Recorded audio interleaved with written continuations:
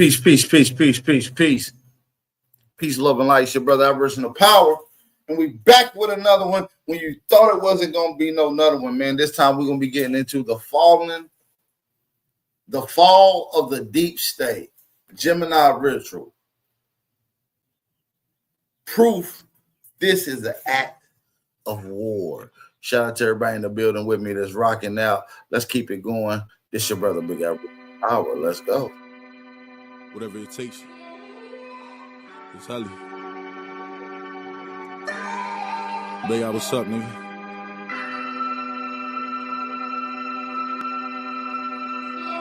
He asked me for a half one. I ain't have to measure it.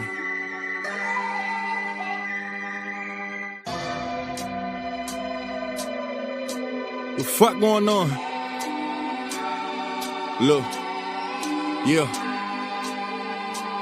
He asked me for a half one, I ain't have to measure it. Bagged it up and threw it on the scale just for the etiquette. Code is what we live by, never put myself above this shit. My plan was always ownership. Came from selling grams and now the flow, it got me selling ships. I got my rook on this bishop, I rub my fingers together like Salt Bay in the kitchen.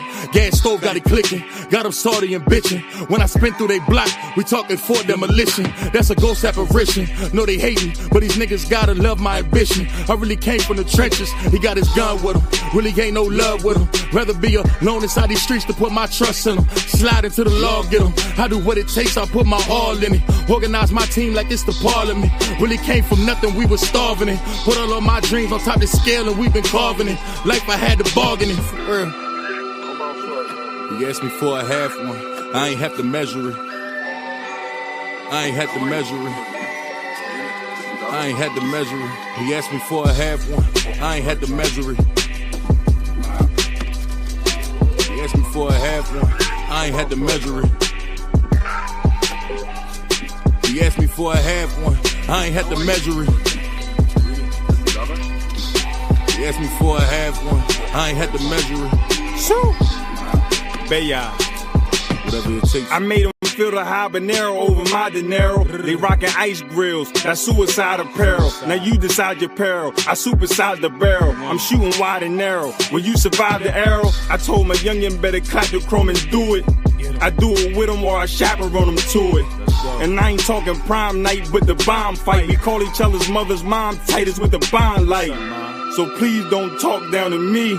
I had your picture in the heart round the T. We split the sticks, but we ain't walk round a tree. I bust a UE, then I walk down your V. I'm with the robberies, I pop out charms. Instead of glass, now I grab the gas, crop out farms. Fall baby, and I'm all Navy, Glock out storms. Car shady, then it's dog baby, swap out arms. I'm on the track, then I'm out of mind geeking. In beast mode like a child of mine bleeding. But on guard like in Columbine teaching. Just watch the time in them Sotheby's meetings.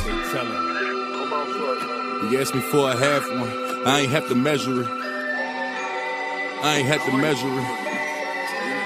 I ain't had to measure it. He asked me for a half one, I ain't had to measure it. He asked me for a half one, I ain't had to measure it. He asked me for a half one, I ain't had to measure it. He asked me for a half one, I ain't had to measure it. Whatever it takes.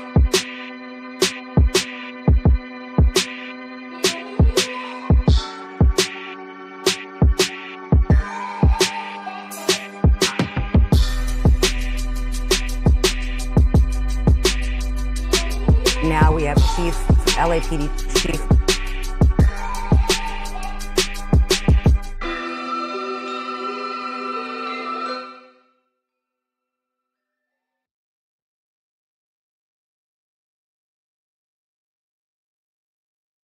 Shout out to everybody in the building. Hit that like button. Y'all see what's going on. We about to get right into a city leaders update on the public raids and protests. That's pretty much an act of war. We're going to play this clip and we're going to get into the meat and potatoes of this whole segment. So lock in with your boy. Hit that like button. Thumb up the video. Support the channel, y'all. Let's get a few people to support this thing. Let's go. Let's go. Let's go. Who in here with me? We got 17 in here. Maybe I need to share the live stream out. McDonald, let's go back listen on in. the conference call I was on and have to go back on, but I'll be back after that for one-on-ones if you have an interest. So good evening, and thank you, Mayor Bass. As of this afternoon, the Los Angeles Police Department is on tactical alert and in a state of partial mobilization. These designations are critical tools that allow us to expand our operational capacity to safeguard our communities and respond effectively to any unrest or unlawful activity. Let me explain for the public what all these means in practical terms. When we declare a tactical alert, we're activating a department-wide operational posture that enables us to reallocate officers rapidly, hold over shifts as needed, and prioritize major incidents. Officers assigned to the field remain in their areas unless they're reassigned. Activities are narrowed to police work of significance or major importance, and officers who are able to return to the field in their areas of assignment. We also notify all relevant command staff, including my office, the Office of Operations, Emergency Operations Division, in order to ensure seamless communication and coordination. In response to current events, we've also implemented a partial mobilization of the department, which means we've extended watch hours, deferred days off for some personnel, and alerted off-duty officers to be ready for deployment. Our ability to scale up quickly is essential during this kind of fluid and unpredictable situation. We're deeply appreciative of the assistance we've received through the California Mutual Aid System, with officers and deputies from across Southern California already on the ground in Los Angeles supporting our efforts. We're also aware of reports that the President intends or has deployed U.S. Marines to Los Angeles. The introduction of federal military personnel without direct coordination creates logistical challenges and risks confusion during critical incidents. Los Angeles Police Department, alongside our mutual aid partners, have decades of experience managing large-scale public demonstrations, and we remain confident in our ability to be able to do so professionally and effectively. We urge full transparency and communication across all levels of government. Our priority is simple: keep both the public and law enforcement officers safe and to maintain order. To the public, So we Trump, fully support your didn't want to use the local LAPD because of obviously their prestige history of corruptness, and he didn't want to use those people in fear that some corrupt officers may allocate and assist in the damaging of property during this protest in LA. For those that's new to the channel, hit that like button, thumb up the video. We're gonna bang this thing out. Right to peacefully protest, but let me be absolutely clear. Those who choose to incite violence, engage in vandalism or graffiti, or attack officers will be arrested. There is no tolerance for criminal activity under the guise of protest. And many ask, not a lot of people, relatively speaking, have been arrested during this incident. Well, I would say that I wouldn't argue with you on that, but many more will be arrested as the investigation continues. There will be many more subsequent arrests. Finally, I want to offer my deep gratitude to the men and women of the LAPD and all of our partner agencies who are out there standing side by side. They're working long hours under intense pressure, and what I've seen as professionalism, courage, and commitment to this city has never been more evident than in the past couple of days. Thank you all very much. Take any questions you have. If they're detailed questions, Commander Whiteman would probably be better able to answer those. How does the mobilization that might be coming affect what you guys are trying to do on the ground, and what is your biggest concern with that? Yeah, the mobilization is what we do internally to be able to get more officers out there. We declared that earlier, and now we'll have the ability to have roughly 400 additional officers deployed to the field. Are you concerned with the federal mobilization? I mean, the National Guard and the Marines possibly coming this way. Yeah, when I look at this, and my assessment may not be accurate based on this thing's continuously churning, but I see two parallel tracks that don't work together, if you will. We're dealing with the issues on the street that you see every day. We deal with that with LAP resources. When we need additional resources, then we reach out to the sheriff, who brings in mutual aid. We have 14 different agencies working with us for that purpose. And then only only if we reach out to the sheriff, who would then request National Guard from the governor. So that's one line. The other part then is the National Guard were federalized by the president to support federal agents who are working on behalf of ICE to do their operation. The Marines were brought in then today, evidently, to join the Army National Guard in doing what their main mission has been identified as, which is the protection of federal employees and federal property. Do you feel that incites those? Do you feel that makes it any different on the streets? You know, I think everybody, it's a very emotional topic, absolutely. You know, could I quantify what that is? I think it has certainly heightened everybody's level of awareness and certainly anxiety, but to be able to quantify that, I wouldn't. Chief, We'll take two more questions, and then the chief has to step out, but he'll come back. I'll be back. How are you avoiding less lethal weapons being used on people who are merely there in a way, potentially? Because it doesn't seem like everyone that's being hit is being attacked, including... No, I didn't cover the beef, I spot, but I did see that a YouTube troll got killed or somebody got smoked for trolling somebody on YouTube. I am probably going to cover that later on tonight. I don't know, like, it doesn't really make any sense that people are just being shot at. Yeah, yeah. Can you Sure. explain how you minimize or at least just not do that? Yeah, we minimize it through training, through the equipment we use. It is the target-specific munition. That's not to say that it always hits the intended target, particularly in a dynamic situation. I know that the situation you're referring to with the member of the media, we saw that. We're very concerned about that, and we're looking into that. About the force trampling and well, the force, Yeah, we're also aware of that, and we're looking at that as well. Jeff, go ahead. And then Mary Beth, and then he's going to come back, guys. You know, all of the streets surrounding the federal building complex, Los Angeles, Temple, Aliso, Alameda, they've all been cleared. You pushed the crowd away from Right. them. I know you can't talk about all of your tactics, but in terms of the benchmarks that you want to hit tonight, are you moving people away from the freeway as well by clearing out those streets and moving them towards the west? Yeah, we're trying to move them away from wherever the threat is. So if there are people assaulting officers, which is often the reason they're taking rocks or bottles or pieces of concrete, then they will attempt to disperse that crowd so that they're not enabled to continue to do that, and move them out. If they can target individuals who've been the ones who are the aggressors, who are throwing the rocks, and they can safely go in and arrest those individuals, they will. Some of those will be arrested later, and after having been identified. And so this thing is moving forward in a way that some get frustrated with and watch. But we're out there, and we have an approach to this where we're not going to move a crowd into an area where it's going to cause additional problems, into the Civic Center or into the freeway. We're going to move them away where we think they can do the least damage, and we're going to try then and employ tactics that would minimize that even further. Mary Beth, he's How going to come back, many guys. businesses have been damaged and looted? I know there, LGD, weather division had put out that there was some looting going on at 6th and Broadway. And as the National Guard, have they actually engaged with these protesters? Some media outlets were reporting that they were actually sending out tear gas, and I know on our channel, we did not see that. No, not that I'm aware of at all. That I'm aware of, there were at least 3 businesses that were broken into and property taken from them along Broadway and maybe other places. As far as the National Guard deploying anything other than around the federal building, I'm not aware of anything like that. Right? Oh, headquarters damaged, correct? Yeah, damaged, yeah.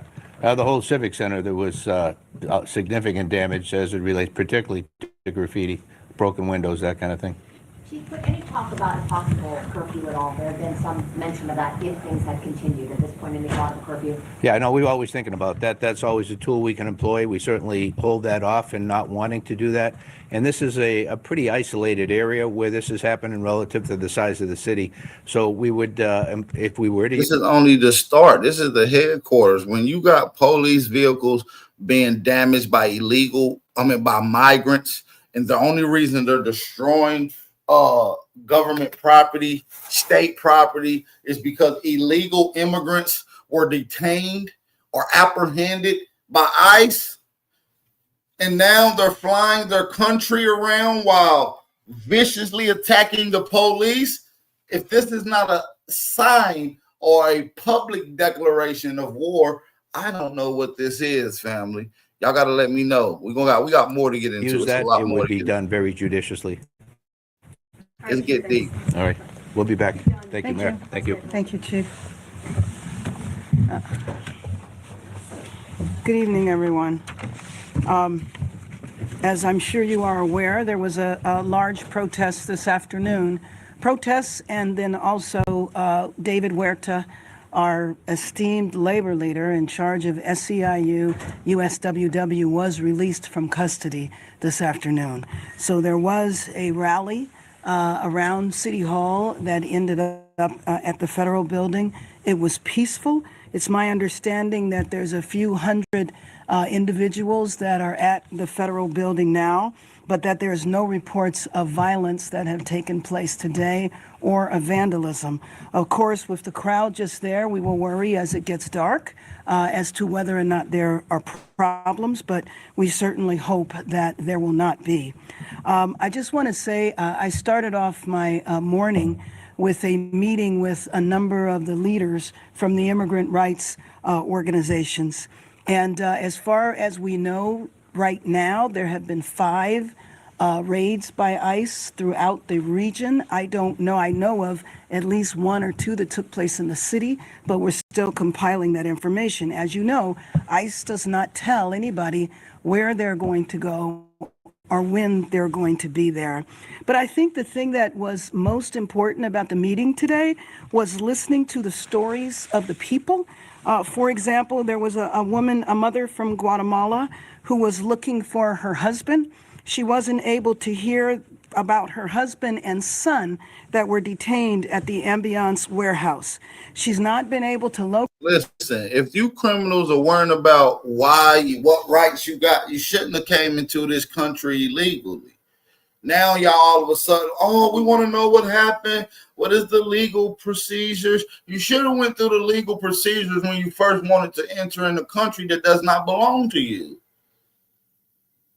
It is pathetic how illegals think that they have rights. Locate him or to communicate with him. And for the most part, the people that have been detained have been denied access to legal representation. This is unprecedented. In the past, when there were raids, lawyers were able to go in and meet with their clients. So she's running around the area trying to find her husband, not knowing if he's here. Has he been taken to another city? Has he been deported out of the country?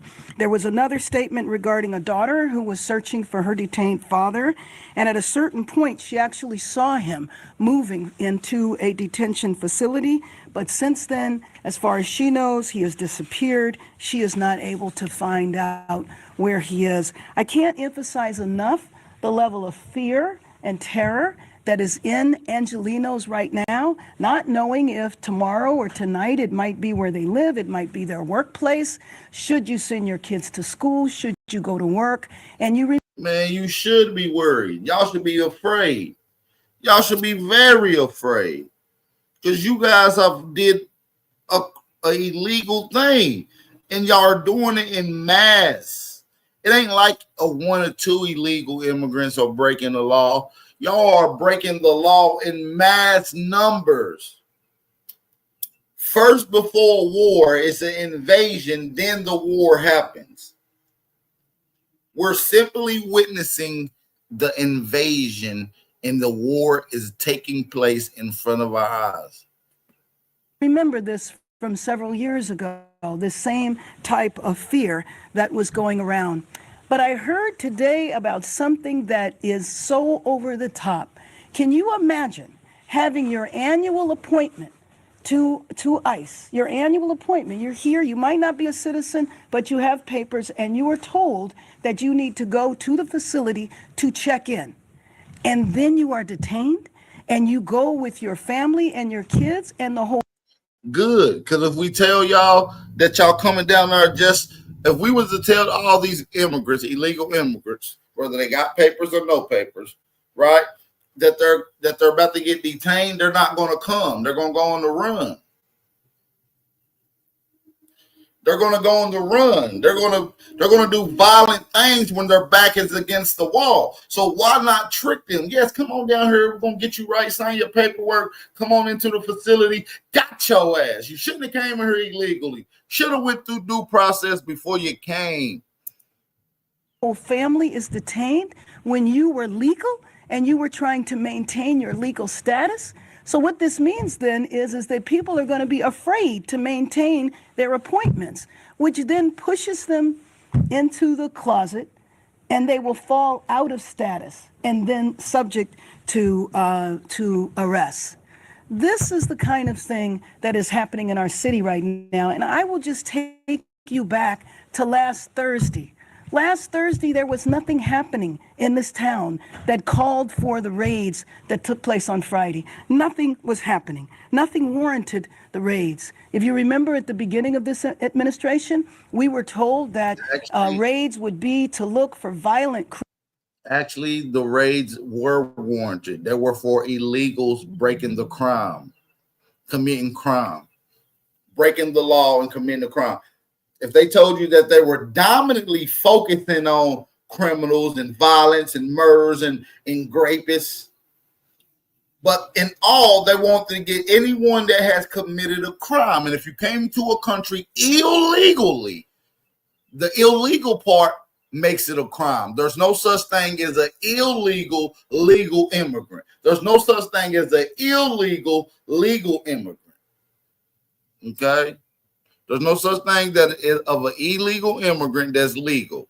It doesn't work like that. Administration, we were told that raids would be to look for violent criminals, people who had warrants, but I don't know how you go from a drug dealer to a Home Depot, to people's workplaces where they're just trying to make a living. At Home Depot, you have day laborers. Obviously, they can't find them. So That's that's what you do. You get a bunch of the little down illegal immigrants. You snatch them up. You know they're going to be crying snot boogers. All right. They're going to be willing to compromise and snitch on anyone that they can. So you get the little ones to snitch on the big ones. It's simple. This is clearinghouse. Trying to seek work each and every day will have a place to be. Also, family, if you're in the building listening in, I do need you guys to hit that like button, support the channel. Let's get a few people to support the live stream, y'all. We rocking out this evening, man. We back with another one when you thought it wasn't gonna be no another one. So let's get a few people to support the channel. Moderators, put that cash app in the chat. Don't be the last one to support. Always be the first one to support the movement, family. We do appreciate y'all for coming in. If y'all can hear me loud and clear, all I need you guys to do for me one good time for the one good time is drop those fire emojis in the chat. That's going to indicate to me that you guys can hear me and hear the audio loud and clear. Okay, so let's get right back into it. Doesn't interfere with the business. These are not the people that we were told were going to be detained. And it makes me feel like our city is actually a test case for what happens when the federal government moves in and takes the authority away from the state or away from local government. I don't think that our city should be used for an experiment to see what happens in the nation's second largest city. Well, maybe we can do this to other cities. And then I read a description of our city that was so troubling to me. A description of our city that says that we have been invaded and occupied by illegal aliens and criminals, and that now violent insurrectionist mobs are swarming and attacking our federal agents. I don't know if anybody has seen that happen, but I've not seen that happen. And obviously there has been violence, and the violence is unacceptable, and we can talk about that in a minute. But to describe our city as a migrant invasion, and that we need to put an end to the migrant riots, and to call on various secretaries of the administration to go after our city because we want order to be restored, the illegals will be expelled, and Los Angeles will be set free. How is this a description? This is a despicable description of our city. Our city needs to come together now and not accept this, not allow us to be divided. We are a city of immigrants, and we have always embraced that. And if you want to hit our economy, You hit our economy, you scare people from going to work because you know there are sectors of our economy in this city where immigrant labor is the majority of the workforce. So this is damaging. It's damaging to individuals. It's damaging to families. We don't care. There's somebody else that can be easily put in those positions to fill those positions. We But it don't is need also illegal immigrants here to do those. damaging to our economy. Now I want to talk for a few minutes about the violence and the vandalism that has happened after the protests. We are fortunate in our city to have a well-established institutions that promote and fight for the rights of immigrants. They have protests and rallies often, a couple of times a year, and they never devolve into violence. Well, these protests have, and what typically happens is a fringe element, many times not even connected to the major protests, takes the opportunity to create havoc and commit vandalism. And I will tell you, it infuriated me, but it also just saddened me to drive through downtown right now and to see the level of obscene graffiti all over buildings. And I just say that anybody that does that, don't come and say that you are supporting immigrant rights, the rights of immigrants. You can't possibly be supporting immigrants and vandalize our city. And understand that if you do that, and it is 100% unacceptable, you will be arrested. And it might not happen that day. So don't. Ma'am, have you got the memo that the only people that are violently destroying the city for immigrants are immigrants? There's no Europeans getting involved with it for real. There's no niggas getting involved with it for real. It's just you. I even seen the tether of all tethers going at Mexico. We're going to get into what Myron Gaines had to say about this. We're going to talk about that in just a second. Hit that like button, thumb up the video, support the channel. Let's continue this content. Don't think because you went home that night that you are free. There's a lot of videotape. There's investigations that will take place, and you will be held accountable and frankly need to be separated from the people who are really fighting on behalf of our immigrant community. And we need to stop the raids. This should not be happening in our city. It is not warranted, and the only thing it does is contribute to chaos. This was chaos that was started in Washington. She barely even spoke on the damaging of the city. She went right back into no more ICE raids. This lady is pathetic. On Thursday, the city was peaceful. On Friday, it was not, because of the intervention of the federal government. And it's, again, I don't think our city should be a test case, a laboratory. With that, I'm happy to open up for questions. Whoa, whoa, whoa, whoa. What's your reaction to the deployment of 700 Marines? I mean, we didn't need the National Guard. Why on earth? What are they going to do? Do you know what the National Guard is doing now? They are guarding two buildings. They're guarding the federal building here in downtown, and they're guarding the federal building in Westwood. That's what they're doing. So they need Marines on top of it? I don't understand that. That's why I feel like we are part of an experiment that we did not ask to be a part of. Have you been in contact with President Trump or anyone from the administration? And if you could speak to him, what would you say right now? I would say stop the raids. Stop the raids, period. I would say give the power back to our governor. And if we need the National Guard, we can do it in the normal circumstances, which is the request is made local and the governor decides or not to grant that to our city. And have you been in contact with the administration? I have been in contact with the administration, not the president. Right here in this text, and then Robert. You touched on it lightly, but has the National Guard contributed in any meaningful way in crowd control in the past 2 years? No. The National Guard is guarding the federal building. Now, there was an incident that I saw where there were vehicles that needed to get into the federal building, and so the National Guard cleared the area, and that's where I saw gas, that's where I saw, the flashbangs. Robert and then Liz. Mayor Bass, when it comes to the people that you're talking about right now on the streets of Los Angeles that are being looked at worldwide, what are your sources on the ground telling you in terms of, are the people there with a message regarding immigration being now outnumbered and possibly outrun by these vandals, as you're calling? No, I don't believe so at all. I mean, when you see their numbers, it's when everybody's left. So the crowd could be thousands. And then late at night, by the time you see their numbers, you might see 100 or so. So they're not being outnumbered. And I don't know of anybody that identifies with them. In other words, they're part of our organization or they're not. The flyer that was out for the rally on Saturday night was a flyer that had no organizational affiliation. So we don't know what it is. I mean, it could be like what happens with the illegal parties, where people, put out a word and on social media it draws a crowd. Liz and I think a lot of people in this city agrees with you, and I'm sure appreciate you speaking up for them. I'm wondering, would it be more powerful if, they got a chance to be lawyered up, to fight back against the fact that they're being taken potentially against their violating their civil rights? Is there anything that you can talk about providing legal representation? For example, the city of LA just approved a budget with money for legal representation for immigrants. And so and that felt like an uphill battle, and more probably maybe needed.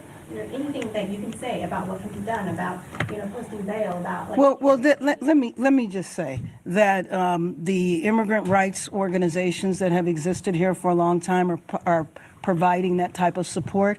I cannot see a possibility of the city of Los Angeles bailing people out with city funds. Whether or not there are resources to legal services, typically what that is a contract with an organization to do that work. We have those contracts. I don't have any reason to believe that they would end. It would negate what Trump is trying to do, trying to deport people, like in a very indiscriminate fashion, seemingly. Right. It will help to negate it when people have legal help. Yes? Mayor, if I may, you talked about how you're in communication with the White House. I was. You were. And in terms of, the budgetary problems that you're facing, has a part of that conversation been about reimbursing the city for law enforcement overtime? No, let me just tell you that my conversations with the administration was before the deployment of the National Guard. I was trying to make the case that the National Guard was not needed here. I was trying to make the case that if the National Guard came here, it would be a provocative move, and it would be like a deliberate attempt to create disorder and chaos in our city. It was very predictable what was going to happen here, and it was completely unnecessary. This was a solution in search of a problem, and the problem was not happening on Thursday. We're going to go here and then we'll leave. When it comes to the solutions, the administration has claimed that there's a lack of transparency when it comes to what they know. Have you considered what they know? What are they looking for? Well, there's been released information when it comes to potential ICE raids and things. Oh. When it comes to working with them, would you be considering to give them a list of the violent criminals to particularly focus on the ones who they should be focusing on? I mean, I don't have that list, and I don't think our chief has that list. So to me, you would be talking about federal warrants, which means the federal government would have the list of violent federal criminals. Mayor, hi. It appears that this is going to continue from all the representatives we talked to on the congressional level, 30 days. So what can then be expected? What can you tell what the immigrant population, the city population about what? Well, let me just say, in terms of the immigrant population and other Angelenos, I'm going to do everything I can to keep people safe. And the population of all of Los Angeles needs to know that we will stand with them. We're not going to allow our city to be divided and picked apart. And but what you also described is who knows?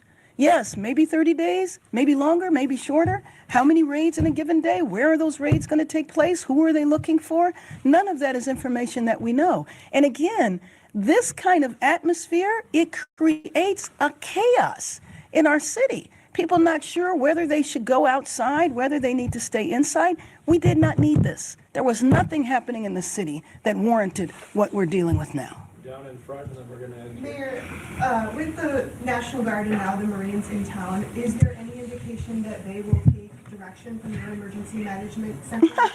They're the federal government, absolutely not. And I hear that the Marines are on the way. I don't know if they really are.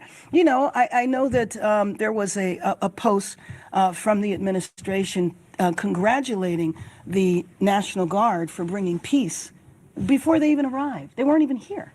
But they were being congratulated for solving the problem, coming in and saving the day that didn't need saving. How are you getting information about who is coming in? I mean, a lot of us are getting it from Twitter. Is that where you're getting it? I'm getting it from you. We're going to end right here. Thank you. Mayor Bass, I know you had mentioned that there were 5 raids in our area today and one in the city. Do you have any more information about, where they occurred, especially here in the city? No, the one I know of happened to have taken place at near my grandson's school, so I know of that one. But no, I don't know. Claudia Aragon is the director of our Office of Immigrant Affairs. Yes, we are working.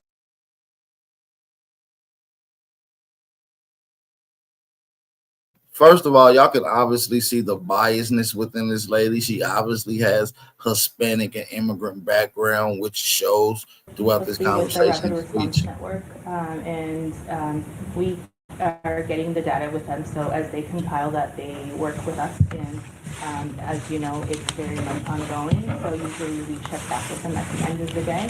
So unfortunately, as it happens, they don't tell us, and it happens probably as we speak now. So we'll check back with them at the end of the day, and hopefully those numbers don't. Because I think it's weird. Are they just willy-nilly, grabbing people? Oh, you want Claudia to come to the microphone? Yes, microphone. And those 5 raids were from today? Correct. And where was the one by what school?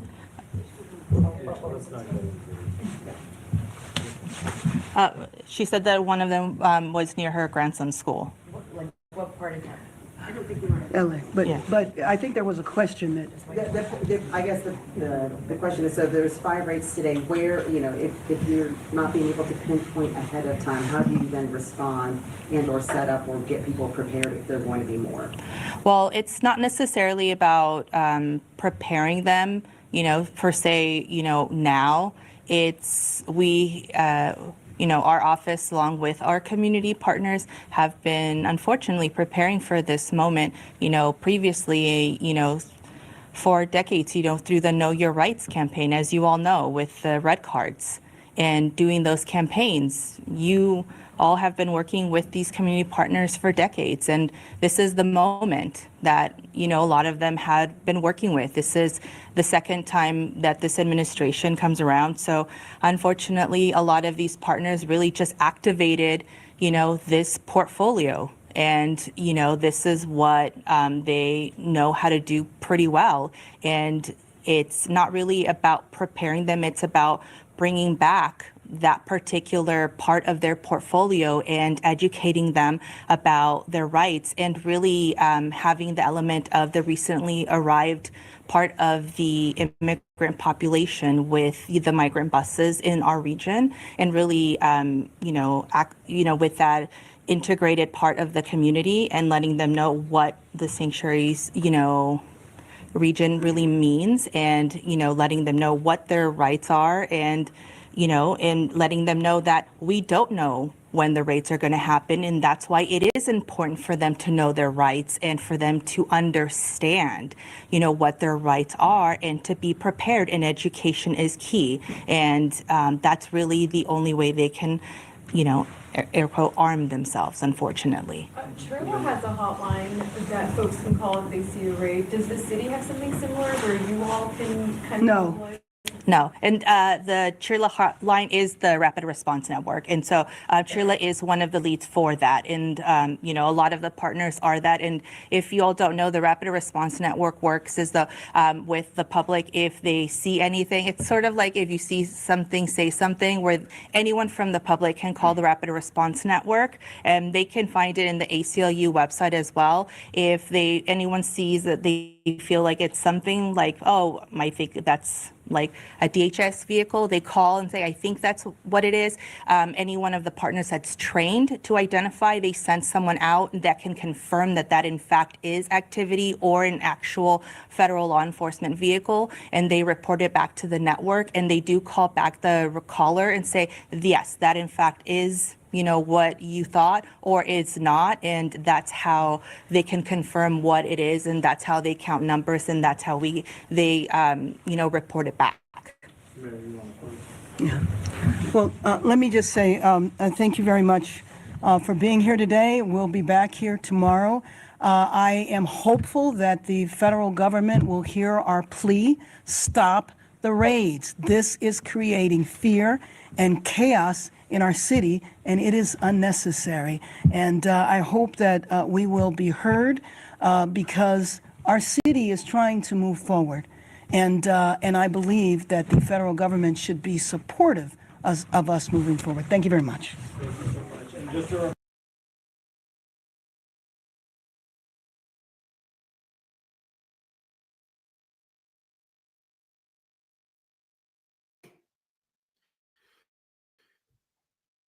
I will come to that here, back to that in a few moments. Hundreds of black helicopters. Hold on. Tanks. Hold on. This is where the good part is. Let's run it back. We got it when we get into this fall of deep state Gemini ritual. We got to go to Brother Larry Gathers, man. If y'all ready for this one, man, I need y'all to buckle up your seat for this one. This one about to be a doozy. This one about to be a doozy, man. So drop those fire emojis, hit that like button. Let's get right into it. Bishop Lather Gary's. Let's go. Is on high alert here today. And I felt the leading of the mind of God to talk about the fall of the deep state of Los Angeles. The fall of the deep state of Los Angeles. Mayor Comrade Karen Bass needs to go. Governor Gavin Newsom.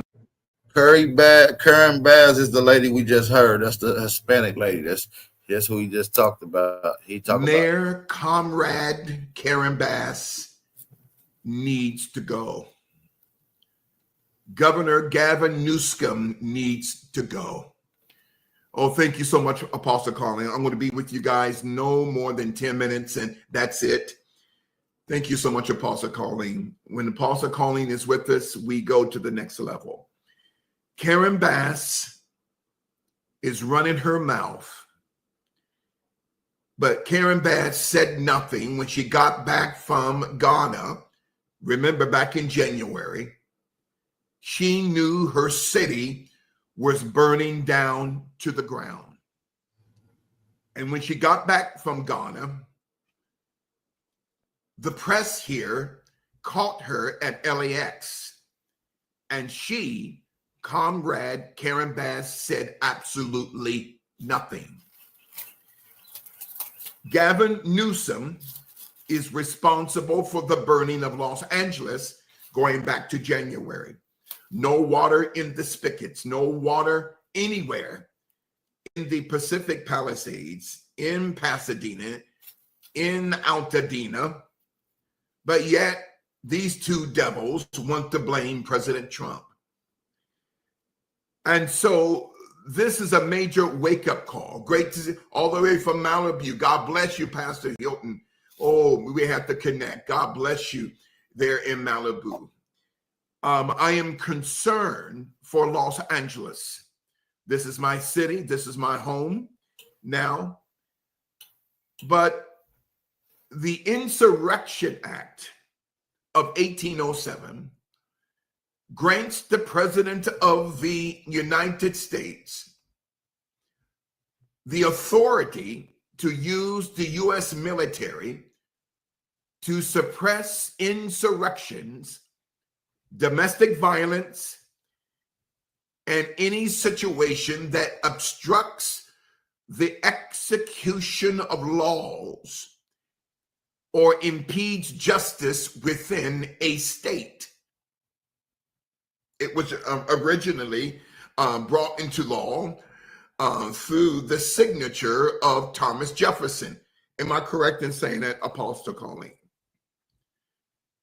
Then you have the Posse Comitatus Act of 1878. Enacted in 1878, the Posse Comitatus Act is a U.S. federal law that limits the use of the military in civilian law enforcement. That is the Posse Comitatus Act. And there is an act that I heard today, Apostle Colleen, that I never heard of before. In contact with my patriot friends in the government and being close to the Trump administration and being a part of it, I was told about the U.S. Economy Act of 1932 and 33. I never heard of this before, Apostle Colleen, until today.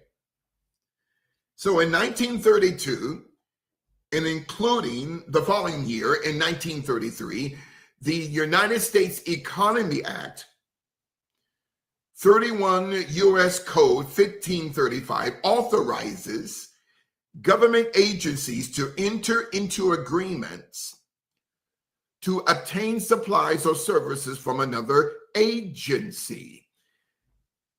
Pastor Dave, did you hear about there were Black Hawk helicopters that came into Los Angeles this morning? Not one, hundreds. Why? I will come to that here, back to that in a few moments. Hundreds of black helicopters, tanks coming into Los Angeles. And then there is what we call martial law. It goes back to the power of the Roman Empire over 2,000 years ago. And then through the British Crown, the government of Great Britain in 1628. In the United States, students, martial law has been declared or is not being declared now. I want to be careful. Don't give us a strike, YouTube. Don't take us down. But martial law is defined for a state or other locality under various circumstances, including after a direct foreign attack. I want you to notice that. A direct foreign attack. So the concept, ladies and gentlemen, of martial law in the United States is closely tied with the right of what the legal minds call habeas corpus. Habeas corpus is a legal procedure invoking the jurisdiction of a court to review the unlawful detention or imprisonment of an individual. But President Trump defeated that at the Supreme Court. And now we, the United States government, is allowed to deport people.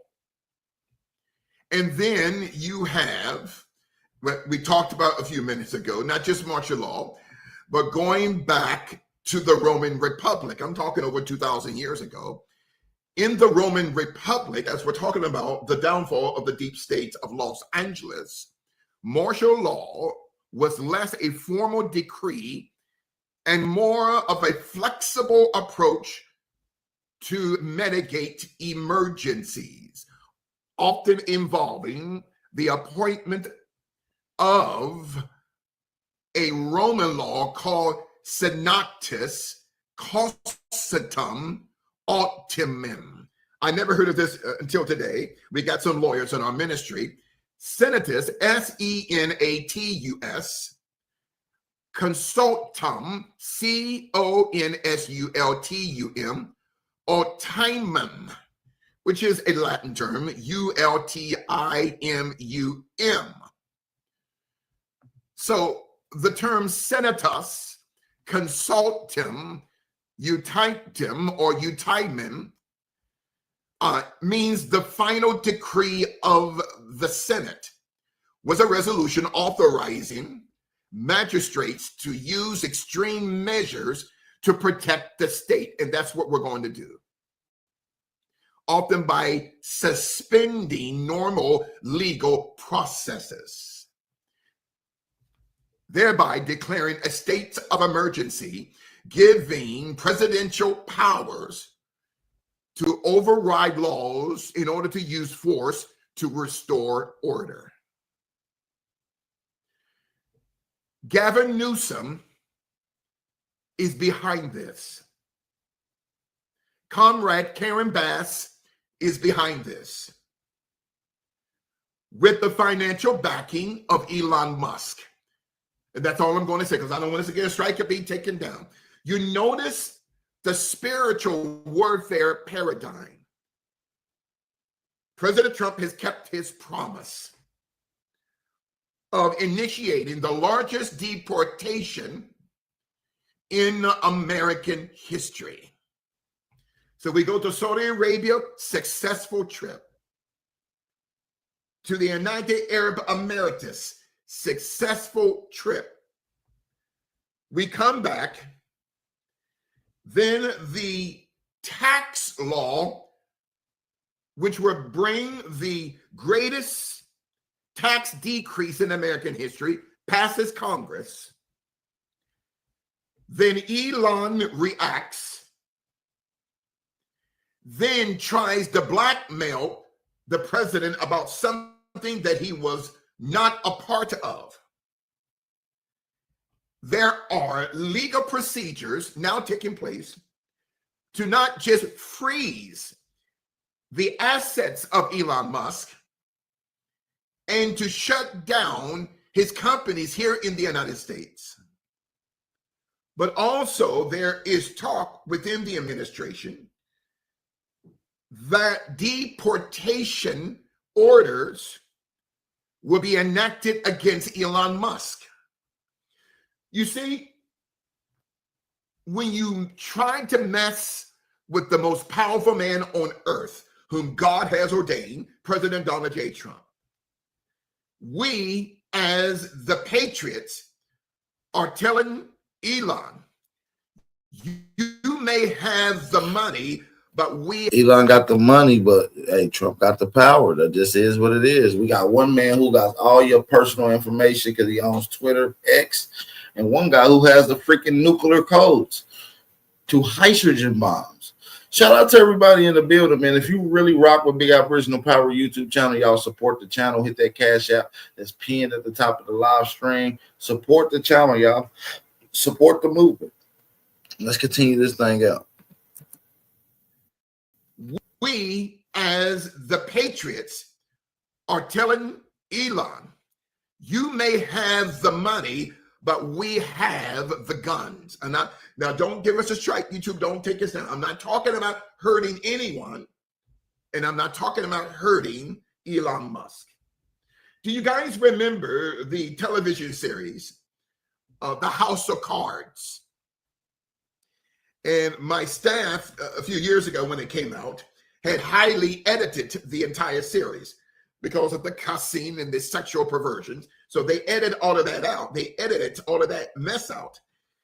And one part, I believe, season 2 and 3, where President Underwood tells the billionaire Raymond Tusk, you may have the money, but we've got the guns.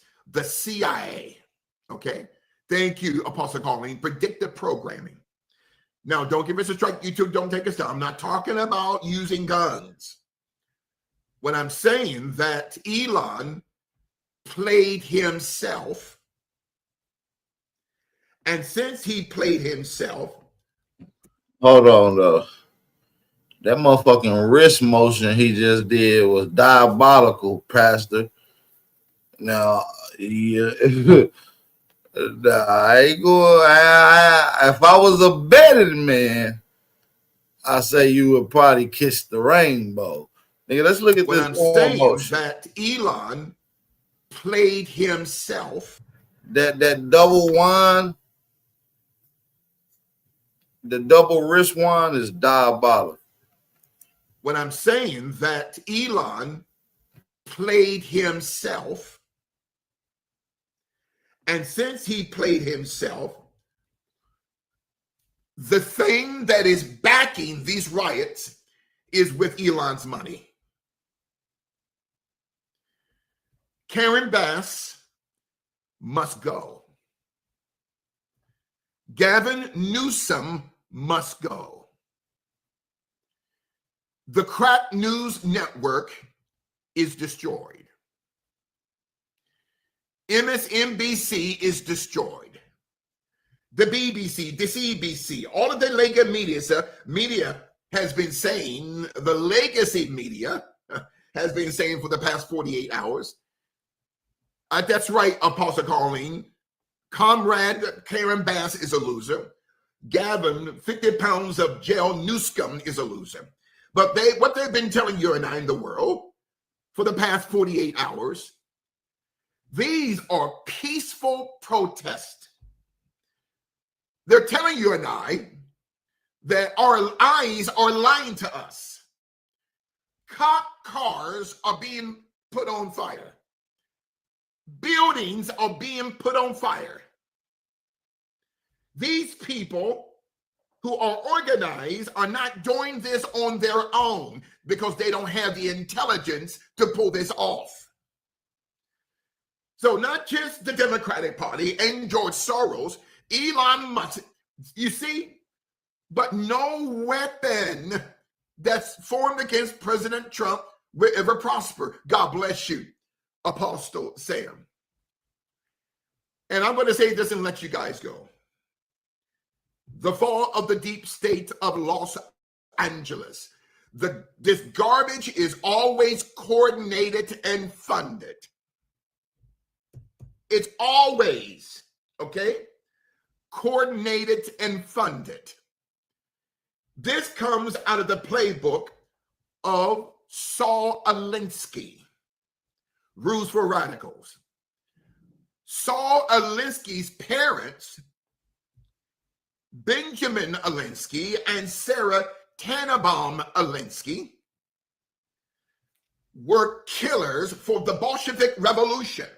I'm talking about the parents of Saul Alinsky, Benjamin and Sarah Tannenbaum Alinsky, after helping taking out the Tsar, Nicholas II, in the entire Romanovs.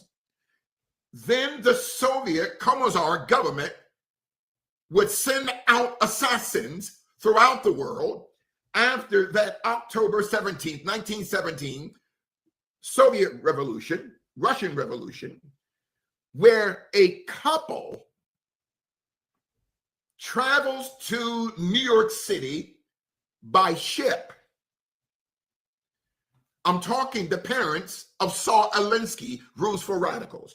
Benjamin Alinsky and Sarah Tannenbaum were instructed by not just Joseph Stalin, a Khazarian devil, but Lenin, another Khazarian devil, and even to a point before he was excommunicated, Leon Trotsky, whose real name is Leon Bronstein, another topic for another day, sent this couple to New York City by ship, which took them weeks, if not months. Then once they landed on the dock, there on the east side of New York City, they took a train to Chicago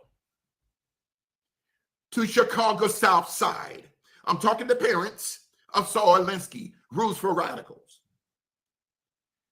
Then Benjamin Alinsky and Sarah Tannenbaum Alinsky began to spread communism, socialism, fascism, Marxism, Leninism, beginning with Black Chicago citizens on Chicago's South Side.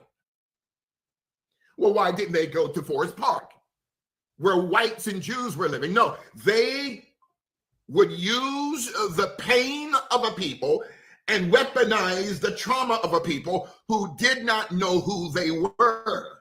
And then they had their child, one or two sons, by the name of Saul Alinsky, who then wrote a document called Rules for Radical. And as I end this, the deep state fall, the fall of the deep state of Los Angeles, on the preface of that book, Rules for Radicals, Saul Alinsky gives praise to Lucifer, that it was because of the first insurrectionists where glory and praise is given. Wait a minute now. So Saul Alinsky, this devil, said in his preface, in other words, giving praise and glory to Lucifer for enacting not just the first rebellion, but the first insurrection against God in the heavens, which Lucifer was defeated. And I'm going to say this before I let you guys go. I decided not to go to the BET Awards. Now, I wasn't scheduled to cover it as media. I was just scheduled just to go as a guest, as talent. But even my security team said they don't feel comfortable, Apostle Sam, Apostle, calling that I should go. And being at 3 different events yesterday, someone was asking me a question from Fox News 11, Pastor Dave, at one of the events, because they know I'm a part of the Trump administration representing the clergy part of MAGA, but they were asking me a question about martial law. I said to this one reporter, you don't want martial law. Listen, God forbid if President Trump enacts martial law, which would be in his right to do so. The military, not the National Guard now, the military, representing the most powerful and the most lethal military on earth and in history, the military industrial complex of these United States of America. Apostle Sam, they will go from door to door. I want you to look at me. They will go from door to door. The military will put a net over this city. We'll lock it down and we'll send troops door to door. I don't think that's going to happen. And YouTube, don't give us a strike. Don't take us down. I'm not saying there's going to be martial law. I'm not saying there's going to be an insurrection of fulfillment of 1807. I'm not saying there's going to be the Economy Act of 1932 and 33, and that there's going to be an 1878 posse comitatus here in 2025. And I have to continue to use wisdom. Thank you, Apostle Sam.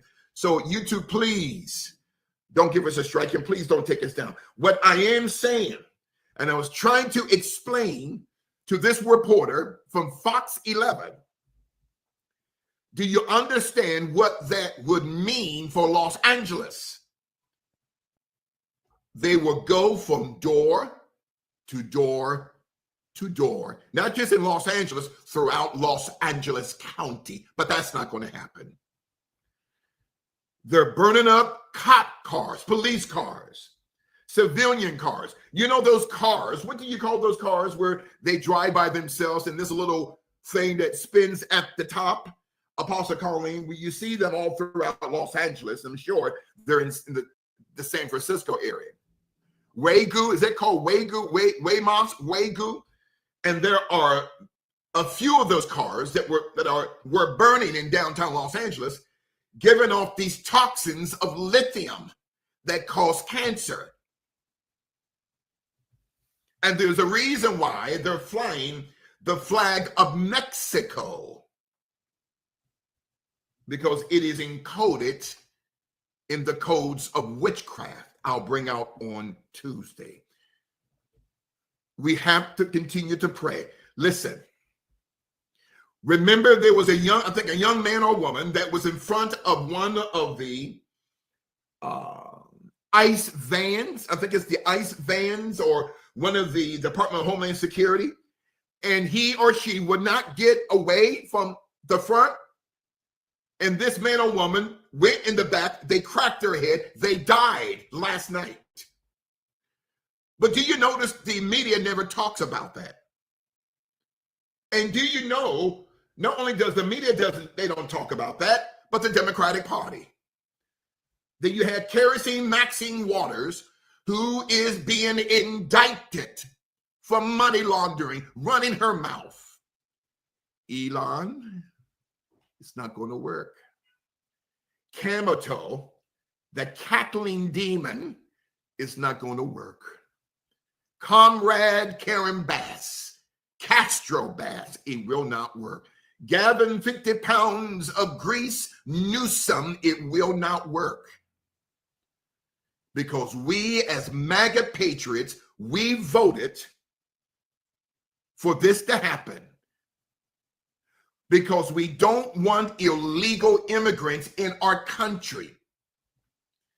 And I'm going to say this, and I'm going to let you go.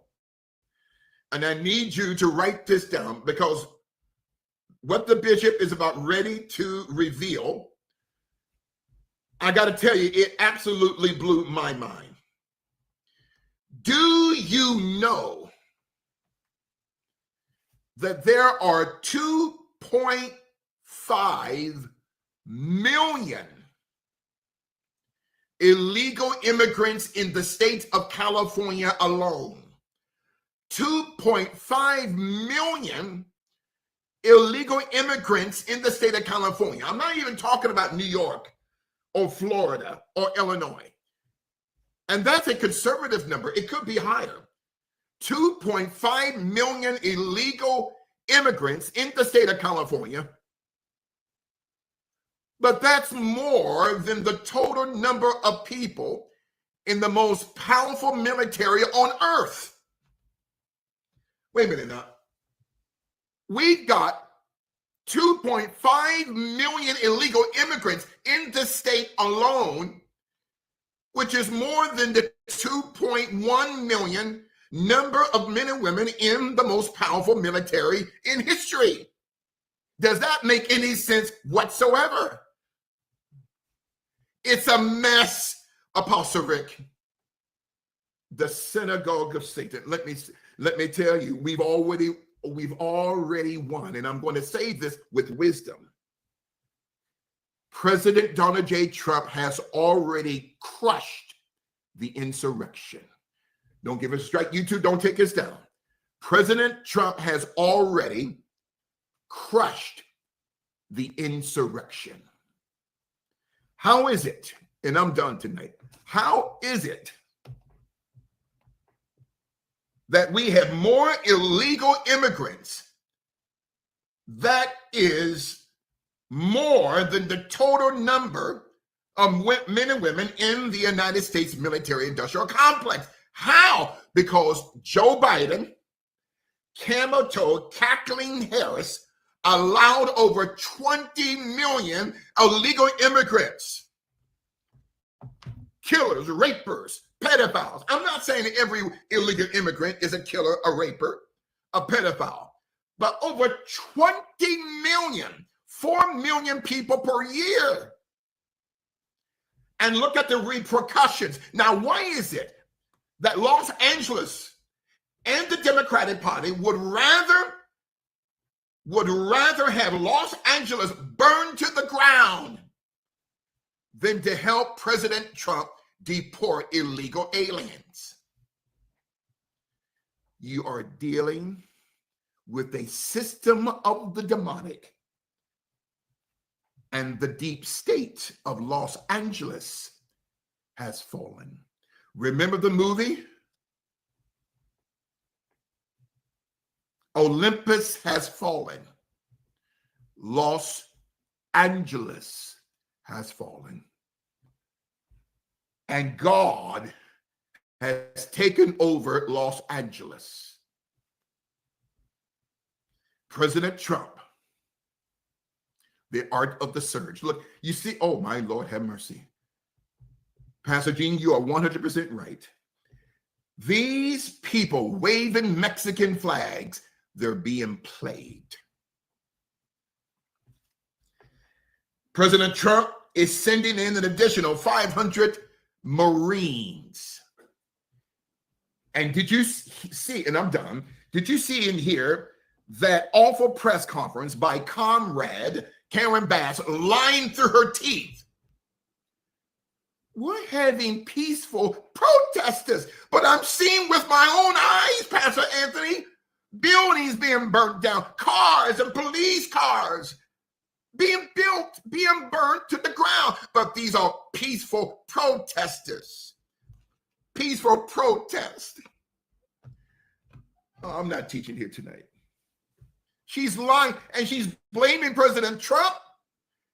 President Trump said to Karen Bass, I don't trust you or Gavin Newsom. So I'm superseding your authority, Governor Newsom, which is President Trump's legal right to do so. Their time is up. Thank you, all things. Thank you, Pastor Toya. Turn off the lights, light a candle. The Jacobs up, the party's over. Every single illegal immigrant in Los Angeles will be deported. Every single illegal immigrant in Los Angeles will be deported. And that is it tonight. After 34 minutes and 42 seconds of just a quick peek in, the fall of the deep state of Los Angeles, and I thank you. And you better thank God that President Trump has not enacted martial law. I'm not even talking about the Insurrection Act of 1807. Can you imagine martial law? The military will have to put a net over the city, lock it down, and I'm telling you, it's not happening, YouTube, but I'm just giving an example what martial law is. They will go from door to door. Am I right about that, Apostle Sam and Apostle Colleen? They will go from door to door. It may take them weeks and months. And I'm telling you, it's over. We, the patriots, have won. And there's a spiritual warfare. And for the past 48 hours, see, this is how the deep state works. They create confusion over here in order for China to go to Africa to buy up land over there. And for China to go throughout Eastern Europe to reestablish the Silk Road Initiative. Karen Bass is a two-headed snake of hell. That's exactly what she is, Apostle Rick. I was told Kash Patel is here in Los Angeles. And Sister Pam Bondi, we got to pray for her. And that is arrested or imminent arrest. Dan Bongino even said today that those who paid the protesters, there's a warrant for their arrest, including the organization called Act Blue. They're behind this. Along with Elon, along with George Soros, it's over. It had to be crushed. I'm not talking about hurting the people, I'm talking about I got to be careful. I don't want us to get a strike or be taken down. We cannot have lawlessness in this country. Thank you, everyone, for being with the bishop tonight. It's time for Elon to split. Apostle Colleen, Lord have mercy. I feel there's a win here tonight, an apostolic Pentecostal win. It's time for Elon. You are 100% right, Apostle Colleen. It's time for Elon to go. Got babies everywhere. It's time for him to go. And I predict, for thus saith the God of Abraham, Isaac, and Jacob, because there's no J in the Hebrew alphabet, Elon Musk will be deported. Elon Musk, his finances will be frozen. If he doesn't leave, his money will be frozen, which we will have the power to take his company legally. He may have the money, but he doesn't have God backing him up as God is backing up President Trump. Pam Bondi's husband is on that list, and that's why it's not out yet. But Elon's name is on the list because Elon, and Ghislaine Maxwell were business partners. So I thank you, and I want you to notice again this statistic. There are 2.5 million illegal immigrants in California alone. That's more than the number of the 2.1 million military personnel in our country. How is that possible? Joe Biden and Kamala Harris, that skank witch. Don't give us a strike, YouTube, don't take us down. And that is it. The fall of the deep state of Los Angeles, and I thank you. Did you guys see what Officer Tatum, great brother, and I interviewed him. I don't know if he remembers me, but I interviewed him, I think the night before the inauguration at the Salamander Hotel in DC. It was a pre-inaugural event. And the teachings of the bishop got to Officer Tatum.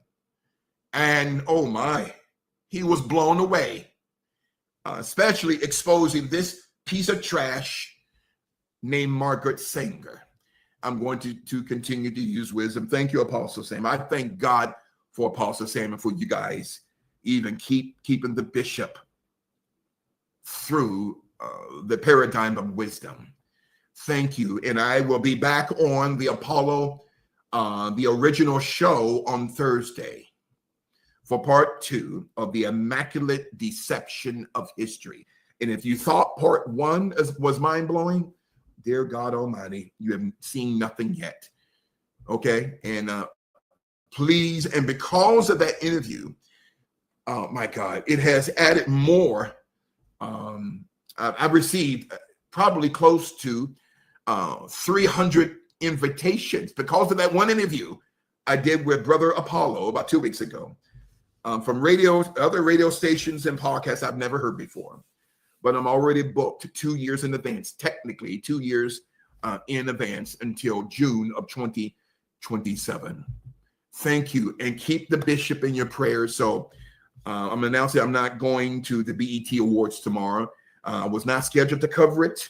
Was not scheduled to cover the red carpet as media, but just to go as talent. But I told my agent out of New York, I'm not going to go, and because she was concerned, and my publicist was concerned, and my manager was concerned. Thank you, Apostle Colleen, because they know who I am. Okay, and I'm telling you, I don't understand the mindset as to why the left loves illegal aliens. I'm not saying every one of them are bad people. See, if you deport all of them, it would crush the deep state of the Democratic Party. Well, that's coming because they can't stop the storm, what is coming. We voted for President Trump, and we gave President Trump a mandate. What God did through us, shut down the border, have and initiate the largest deportation in American history, and it's taken place. Okay. But always remember, students, and I'll let you go, the fall of the deep state of Los Angeles. Anytime there is an apostolic mandate, there will always be a counter of the resistance from demons. When God told Abraham or Abram, having Chaldean blood, up and go into a land that you never heard of before, and go into a land that you've never been to before. But the Amorites were there, the Ammonites, the Amorites, the Amalekites, the Canaanites, the Hittites, the Ekronites were there. So yeah, he must have really ruined Cuz's life. God is and called he him didn't to have that many ministry, subscribers anyway. but you're going to have And to he'll really have a YouTube career. the Ammonites in your life. Nigga, I got a backup channel want with more peace. subscribers than that. This communistic, this socialistic, this Marxist, heptagon, hexagon, octagon, pentagon, deep state. When I say pentagon, I'm not talking about our beautiful brother, P. Hesketh, who's doing a magnificent job. When I say pentagon, I'm talking the spirit of Baphomet. It cannot stop the storm that's happening now. Karen Bass, you're done. Gavin Newsom, you're done. Thank you, everyone, and God bless you in Christ's holy name. And I was told earlier this morning, Kash Patel is here, and there are arrest warrants for members of the cabinet of, I got to use wisdom. God told me, be careful, Bishop. high-level people in the Democratic Party. God bless you. May heaven smile upon you. Was your minds blown from last Friday's teaching? Listen, put up those faces or put a thumbs up if your minds were blown from the teaching from this past Friday. PayPal.me/GSRR. You got TR, Apostle Sam. It's PayPal.me/GSRR Media Group. Woo! Your teachings have been apostolic fire. Oh, thank you, Apostle Colleen. Oh, I love hearing that. All right. PayPal.me/GSRR Media Group. Woo! When you give unto the Lord, he'll give you more to give. Good measure, pressed down, shaken together, and running over. God says he'll give into your bosom. He'll give you double for your trouble, triple for your pain. Right beside Apostle Carlene's name, right beside Apostle Sam's name. Take this, ladies and gentlemen, or your finger. No one's teaching this. And if they're telling you they're teaching this, they're lying. And click on the PayPal link. You don't need a PayPal account. Just click on the PayPal link. And after you click on the PayPal link, click send. Don't click request, click send. Plant the Lord's tithe. The gross of your paycheck, let's say if it's $5,000, before Uncle Sam takes his out, then $500 is the Lord's. If your gross is $4,400, the 10th is the Lord's. You don't tithe after what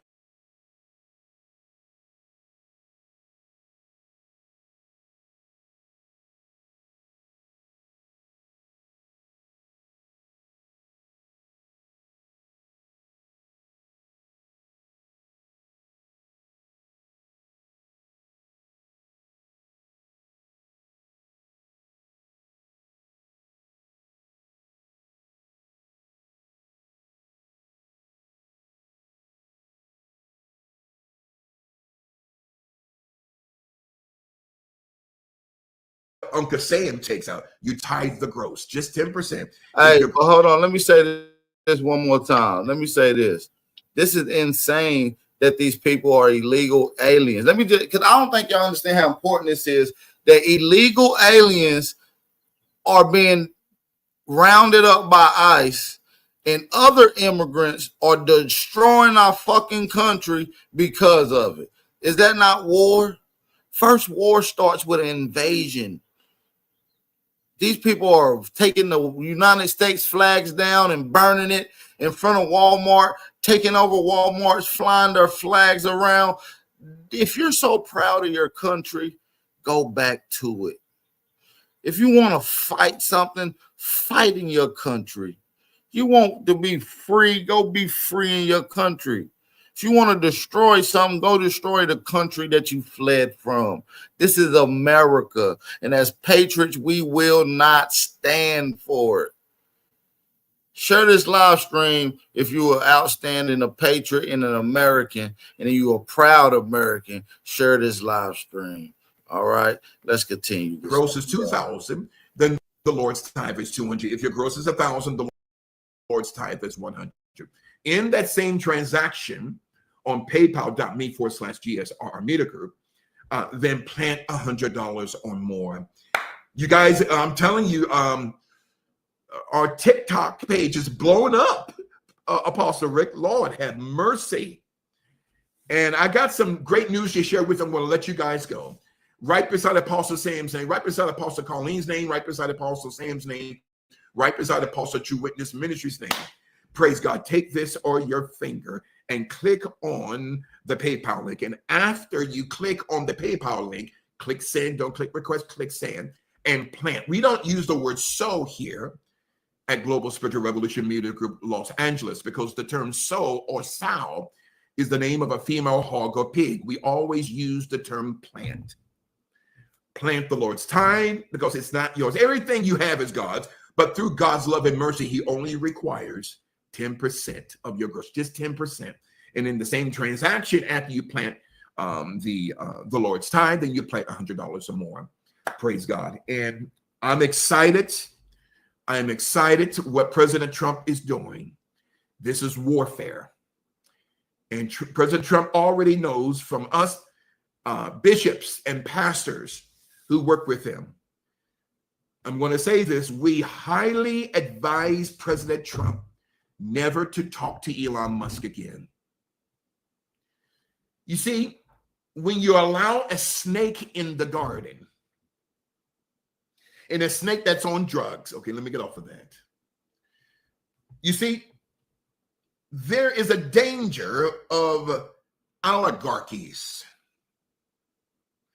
And someone like Elon, but there is a saying, those who are oligarchs, they believe that in the proximity of their power, they believe that they are the president, but they are not.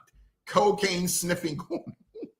Did you see him going like this? And oh, those are demons, ladies and gentlemen. Did you see him just going? Did you see the black eye? Uh-oh.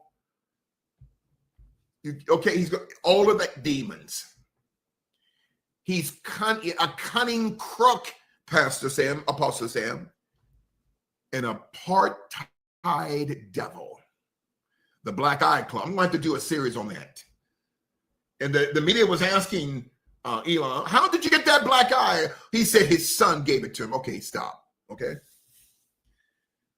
The Clintons, your time is up. The Obamas, your time is up. Camato, your time is up. Joe, and your family, Clone Joe, your time is up. Your time is up. And I'm told there's going to be a lot of cutting away, Pastor Isabella. People like Paula White, a mooning worshiper. She's going to be cut out. You see, many times God allows stuff to happen to show Trump, okay, you tried her, okay, you wanted to use her, but listen, she's not the one. And I'm telling you, it's over for the deep state of Los Angeles. Los Angeles will be saved by the power of Yeshua the Christ. Hollywood has been taken over by the Christ, and we're going to have a Christ-centered conservative mayor. We're going to have Christ-centered conservative city council men and women. We're going to have Christ-centered state politicians and state senators, and we're going to have a Christ-centered conservative governor. It's time.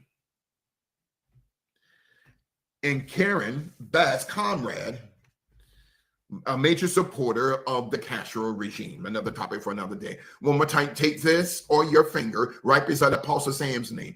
Click on that link right now, right beside Apostle Sam's name. PayPal.me/GSRR mini group. PayPal.me/GSRR mini group. Also right beside Apostle Colleen's name. Take this. You don't need a PayPal account or your finger right now. It should be like popcorn right now. Plant the Lord's type and plant. We don't ask for millions of dollars. Listen, my name is not Catherine Crick. All we ask is apostolically, just 10% and $100 or whatever you can afford. But listen, give your best, plant the Lord's tithe and plant $100 or more. That's all we ask. We don't ask for no millions of dollars. Stop. I tell people stop. Okay. All caps when writing about Christ. When you're writing about Christ, Yeshua the Christ, always capitalize Yeshua and always capitalize Christ. When you speak about Lucifer, Satan, and the devil, never capitalize Lucifer, never capitalize Satan, and never capitalize the devil. When you do that, you're giving the devil credence he does not deserve. PayPal.me/GSRR right beside Apostle Sam's name and right beside Apostle True Witness Ministries name. Thank you. The fall of the deep state of Los Angeles, and I thank you.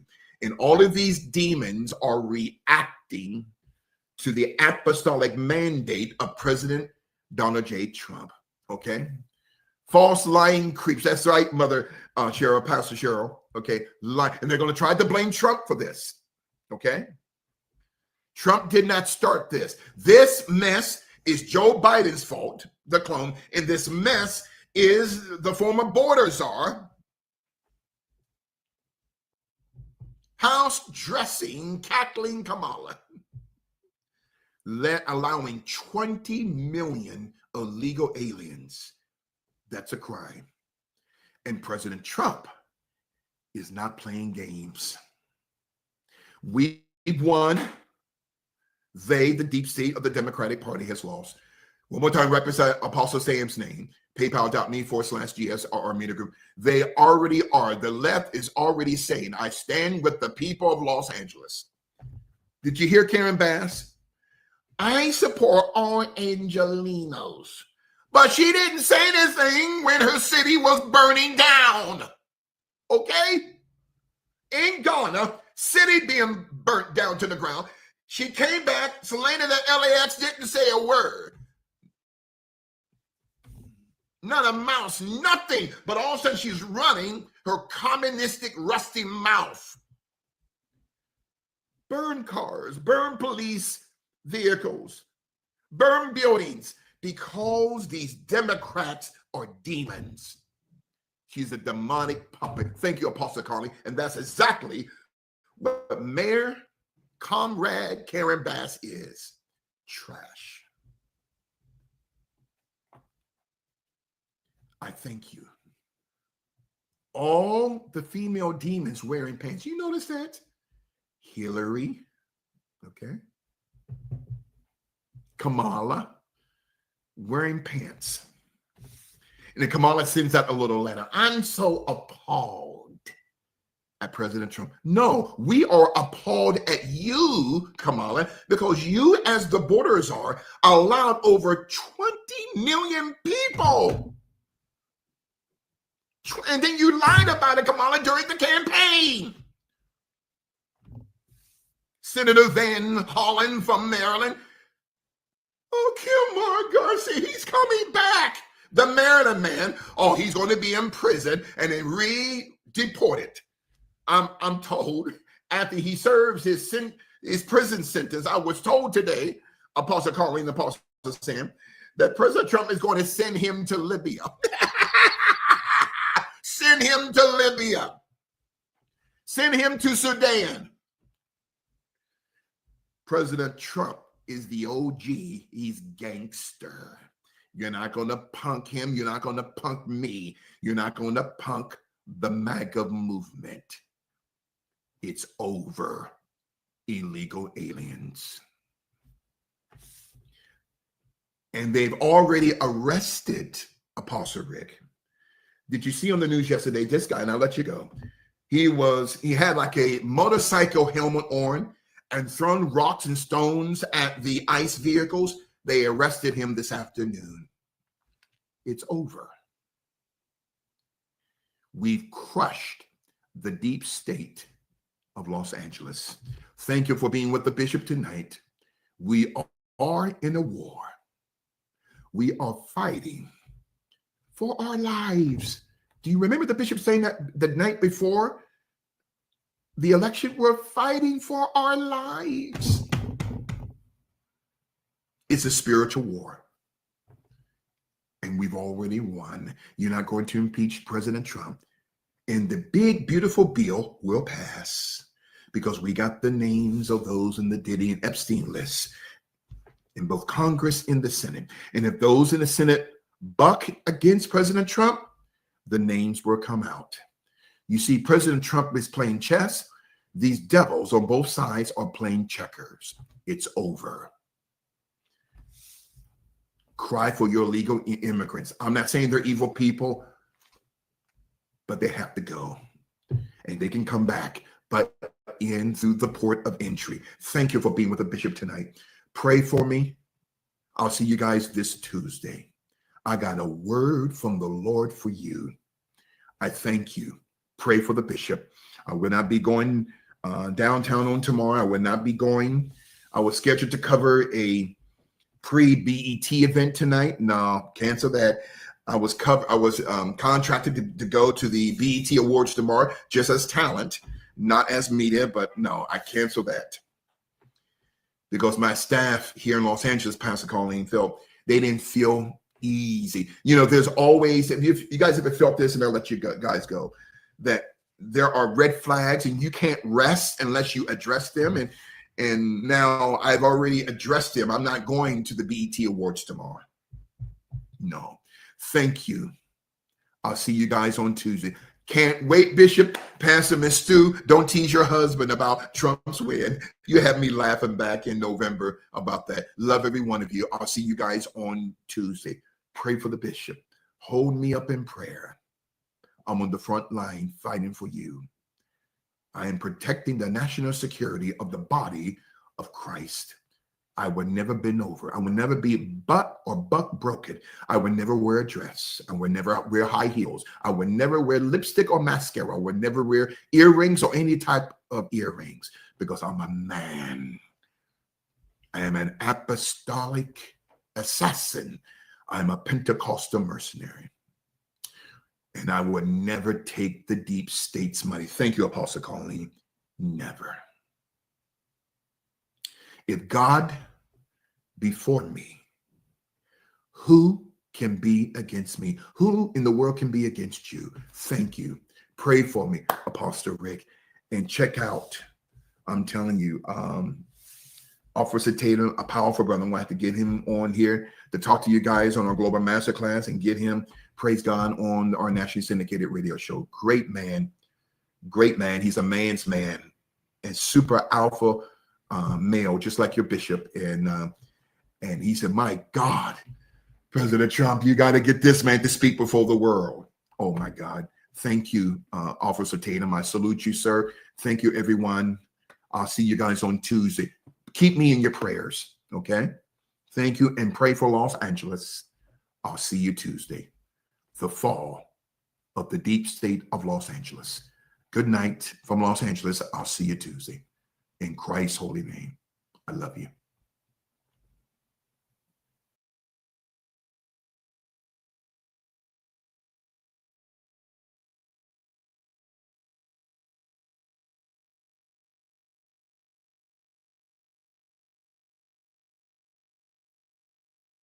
It's as if Elon Musk got into a Tesla Cybertruck and kept backing up over President Trump's big, beautiful bill until it was shredded to pieces, calling the tax and spending measure that barely passed the House a disgusting abomination, a massive, outrageous, pork-filled congressional spending bill. Shame on those who voted for it. You know you did wrong.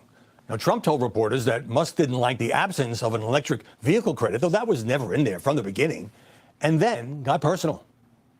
I'm very disappointed in Elon. I've helped Elon a lot. People leave my administration and they love us. And then at some point they miss it so badly. And some of them embrace it and some of them actually become hostile. I don't know what it is. It's sort of Trump derangement syndrome. And suddenly the world's richest man went nuclear. Without me, Donald Trump would have lost the election. Donald Trump is in the Epstein files. That's now been deleted. He embraced a post saying Trump should be impeached. Trump on Truth Social, Elon was wearing thin. I asked him to leave. I took away his EV mandate, and he just went crazy.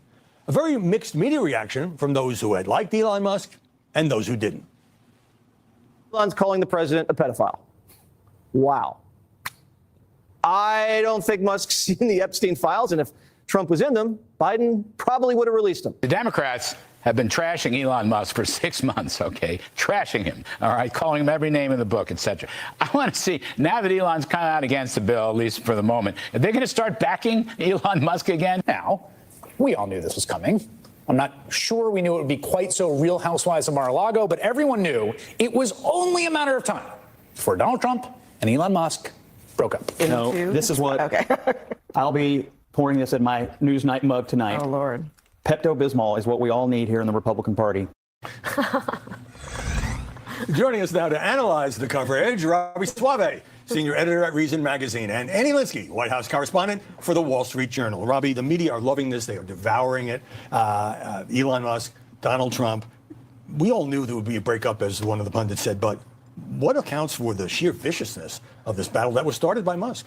Well, look, there's a genuine disagreement over spending priorities here. Oh, you want a substance now? Well, that's what it is. Calling each other names, it's like high school. Well, because Trump comes from the world of entertainment and reality TV, there is that aspect to it, and the media obviously love this. But I will say, the media is just unfamiliar to watching this happen on the Democratic side because you don't see disagreements over, well, you don't see this kind of tone. They don't take this kind of tone. And you don't see disagreements over policy ever. They have those behind closed doors where the people can't see them. Republicans are having their disagreements out in public. public in a messy way, and it makes for good media fodder. But I would argue it's probably healthier than having these conversations behind closed doors you don't know. I know what these two gentlemen think. They're going at it. I hope they make up. Maybe they won't. But they are airing grievances in public, and that's better for our republic than the Democratic Party. What is their policies? And they never discuss them in public. Behind closed doors is the way it was done, like, I don't know, for 200 years. Yeah. But I see your point. Don't think they're making it up anytime soon. Let's put up my favorite New York Post cover right now, an example of this. I love my ex, so to speak. Annie, it's fair to ask, I think Trump hit on a point. Did Elon Musk miss the limelight? Did he love the glamour of the Oval Office? Everybody was hanging on his every word and his Doge budget cuts. And then the next thing you know, he's backing Trump's impeachment? Yeah, I mean, I think, I was talking to some White House staff about this. What's up, King Castrated? What you got going on, dude? Nigga, King Castrated, nigga. I'm every one of y'all goddamn king. Ain't nothing Nigga, castrated about it. nigga, you the only king that got castrated. That's why you run around here sounding like a Mitch. Nigga, I'm motherfucking King Cassius Clay, nigga. King castrated, you right. Yeah, what's happening, man? I had to check a couple Native Americans on TikTok, bro. Nigga, you with them niggas. I mean, look, bro. They come on my page, they support. So why you checking them now all of a sudden when you with them? They must have said something about Africa, didn't they? So this is the thing, right? So one guy came up. So when they see all black people, right, they thinking that we all claiming Aboriginal and stuff like that. So they come in like, oh, like one dude, he got up there, he was drunk. What do you think about Egypt? That's not in Africa, that's in Asia. I don't even know why he was saying that. So we ended up kicking him off an OHF panel because he was drunk as hell. And then a couple of them came on my panel. I mean, not my panel, but one of my posts and talking that we was this and y'all ain't no Aboriginals. I'm like, bro, do you see me claiming any of that? You just see me being a black person and putting us all in one category. And like, y'all want to be us and y'all claiming us. We was this, we was everything. You know how they put that we was, that little racist crap. So yeah, they've been on that bullshit. It ain't been so much of the women. It's been a couple dudes. Seems like it's always coming from the dudes that racist shit. So it's just you. So now a bunch of losers arguing with each other. Aboriginals winning on YouTube, bro. Listen, and I apologize to YouTube first and foremost, King Cash, because 5 years ago when we first came in contact, bro, it was no ill will, right? Yeah. And throughout that journey, my whole thing was to get rid of the perspective that we call Pan-Africanism. Fast forward to 2025, there's only a handful of Pan-Africans left compared to 2016 reign of Pan-Africanism. So I've did my job totally erasing and eradicating Pan-Africanism as a perspective. And now it's on this last brinks to the point where you guys are signing petitions not to have Aboriginal information constantly dominate the airwaves. That's crazy, right? Hey, you know what's crazy? My cousin, right? He's a teacher. And he was the first one to give me my books on Egypt and all that in high school. That's how I got on it. You know what I'm saying? And everything. Bro, this is about a few months ago. He started talking that, he's a teacher. He started talking that Aboriginal shit. I couldn't believe it. I said, you the first one that gave me my books on Africa. He's like, man, I don't know, cuz. You know, I'm like, bro, don't listen to these niggas on social media, man. You put me on the Pan-Africanism. You might got a point there, Bap. Right. Hold on, say you gotta keep cooking. I gotta answer this phone. Yeah, so yeah, man, my cousin, I seen a DJ I know from Chicago. This nigga on there today talking about, man, I think we was the original Aboriginals over here. We copper colored. I'm like, all right, these niggas, right? But I'm encountering other people. Now, this is on the internet. I'm encountering other people like this white boy I encountered the other day asking about what the fuck is going on and why do motherfuckers think Harriet Tubman is fake and they Indians and shit. So it's people out in real time asking about y'all because they confused as hell. Same with the lady that seen a booth that said Aboriginal on there. She like, well, where the hell are the Aboriginal Australians at? Because I don't see them. Because it was a bunch of niggas at the booth. You feel me? So, yeah, man. I mean, y'all. I think y'all getting a stronghold and all that. But man, y'all really not, man. Especially these natives talking about taking y'all to court. Y'all gonna have to switch y'all words up, man.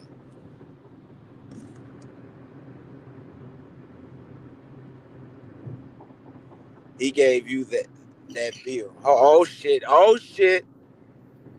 Oh shit. Oh shit! What up, nigga? This nigga, what the hell you been What at? up, Bap? 111 True Searcher.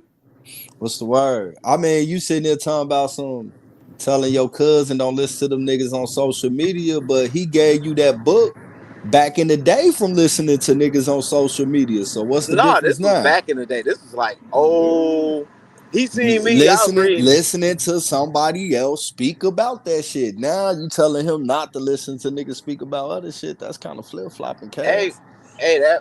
that book, I can't even remember the name of that book, man. It Well, was on Apple, bro. King Cass, when you first came into the knowledge, King Cass, and you first started studying, one thing that was told to you from a scientific point of view is that one thing's for certain and two things for sure. Change is always going to happen. So do not get comfortable or emotionally attached to information because possibly in the future, new evidence and information will eradicate that as even being a fact. And what we have seen, fast forward to 2025, you have seen some of your old information in real time become outdated perspectives. I don't So at think what point in time what point in time, King Cass, do you still hold your black pride, your nigga pride, and get rid of that perspective and stand on the truth and get on your journey of knowledge yourself, bro? I've always told you that you got potential, which is why I keep you around a little bit. I like you. You're a good guy. But once you get on your knowledge of self and your path, and you're able to go back and teach your parents, your grandparents, your cousins, your big cousins, your aunties, your uncles, shit that they didn't know, and a little bit of information that they gave you about your Indian and indigenous heritage, and you bring back a little more, that's what life is about, brother. Not taking these European organized, constructed ideologies that has been implanted in front of you through the propaganda of hip-hop struggle and cultural phenomenon put together through anthropology. Okay, take what you know for a fact, bro. You're from the D, my nigga. You from Michigan, bro. Them are some of the first metallurgers in the world. They're the first people on the planet to deal with metallurgery. And guess what you happen to do? Fast forward in 2025, King What's Cass. that? You deal with metallurgery. You deal with metal working. You deal Oh with yeah, I'm drilling decked with out your right own. now. Yes, I mean, I'm waiting on my shit too. And so what I'm saying is, you doing this, and you didn't see people doing this before you. It was already embedded inside your DNA based off of your geographical location and where your ancestry is from. So you just endured that. You picked up the metallurgery technique and skills that you have today because your ancestors thousands and thousands of years ago was the first to do that. Tap into your inner self, bro. On me, Cass. It's in your DNA, bro. That's why you fucking with the shit. Bap laid that shit out perfectly, nigga. You need to open up, bro. Now look at you. What they call that shit, Bap? The roosters coming home to crow and shit. You know, What is it? y'all. The rooster coming home to roost, whatever. Yeah, on my mama. Y'all, you know, a couple of years ago, y'all was laying up with these motherfucking Native Americans talking shit with us and shit. And now I hear you over here talking about they coming for your neck and shit on TikTok. No, it's weird, bro. It's something that it was crazy because they don't. Okay, so when we on the panel like OHF, right? So it's still like we kind of talking amongst ourselves. It's a couple of Native Americans, like the ones that got like black kids and shit. They come up there because they done grew up around niggas. I didn't even know. I thought old girl was Mexican. She is kind of like Mexican though. But like the Native Americans on the reservations, they thanking me. They, oh man, you're amazing. But they don't really know how to be around niggas. They like act the ones on TikTok. acting like racist white boys and shit. Listen, bro, this is the thing, because they want to be white boys. You're not in the same boat as them. Just because you don't agree with my perspective, bro, I'm fighting for your lineage, whether you know this or not. I'm fighting for your heritage, whether you know it or not, King Cass. They will never do that. So at the end of the day, you got to be equipped with being able to keep your surroundings. You know? So Is what you know your shit broke up, Bal. Yeah, My shit bad. breaking up. I thought it was my phone. Oh, my bad. Can y'all hear me now, man? They don't want me Yeah, to cook. yeah. They don't want me to cook. You feel what I'm saying? But more of the story is what I'm saying, King Cass, is they not with you, bro. I've been fighting for your family, whether you know it or not, bro. None of them Native Americans have. They don't like you. They have anti-racist sentiments that they have adopted from the European, not naturally picked it up, because we don't have interactions with Native Americans. So there's no reason for them to develop racial underlying tones with us, because we don't come in contact with them. So the racial contacts and animosity that they have towards us is all developing borrows from European systems or from the pale skin system, the beast system at that. Yeah, but I asked that dude, I was like, why you mad at me? Shouldn't you be mad at the white T man? Like, he the one took your land. Like, you arguing with some niggas that's just claiming No. shit. This ain't his land. So you got to be real with it, King Cass. You gotta gotta be real. understand, Cass. They a buffer class that was created by the very people they trying to cling to. So they not gonna rebel against the people that put them in the place that they in. They was a created buffer class, bro. Yeah, the buffer class is to remove you from your rightful spot, but while being connected to the beast, but not necessarily sitting in the same table as the beast. Yeah. You know what I'm saying? They just that point of barrier that's in between you and the beast. You got to go through these buffer class and these tether groups before you even get to have the physical face-to-face thing with the beast.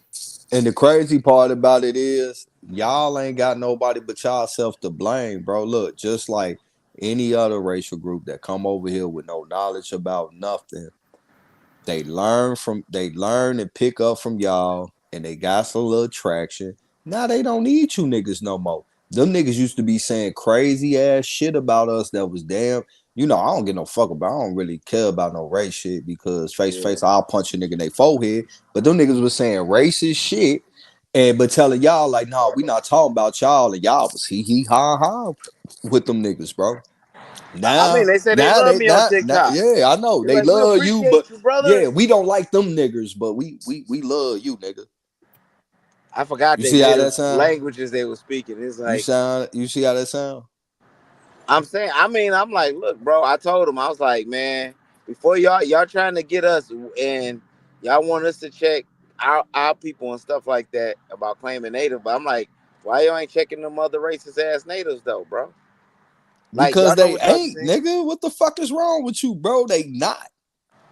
It's a role they playing, bro, and y'all niggas fail for it. And I've been trying to tell y'all niggas a long time ago when it first started. I'm like, look, bro, we can argue back and forth all day, but I'm not finna sit here and shit on you with anybody that ain't one of us, bro. And y'all was doing that, and I was telling y'all that shit. Oh man, you just okay. Say less, bro. Y'all got it. Well, when people Bro, start we saying, literally seen Brother Reggie go from one of the biggest advocates of Pan-Africanism, Brother Rob Bourne, one of the biggest advocates of Pan-Africanism, to denouncing Pan-Africanism on my channel. He said, I had them both say it on my channel, that they're no longer considered Pan-Africans. well, Rob Bourne a 5%er, bro. He, you know. Yeah, but he used to be a Pan-African too. Mm-hmm. But look at cats like Lord Jamar, He was right? one of y'all best Pan-African scholars at one point in time. He was holding it down while the rest of them niggas was getting doped up. Yeah, but look at Lord Jamar, right? Real popular Aboriginal out there, whatever. Now he back on Vlad. He's a 5%er as well.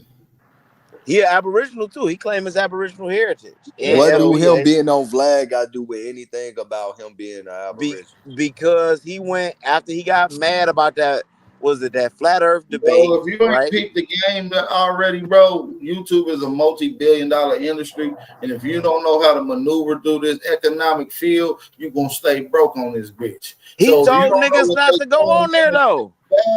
man, niggas like Oskino getting paid healthy. You don't think Lord Jamal, who helped set Vlad channel and get the cracking and type of people connections he got today because of Lord Jamal being a constant on his channel, man, Lord Jamal, man, times is fucked up, bro. He went through to pick up a bag, bro. You don't think he gonna pick up a quick 10,000 for a little hour conversation with a nigga that they thought I would never sit down with, and it's gonna bring views?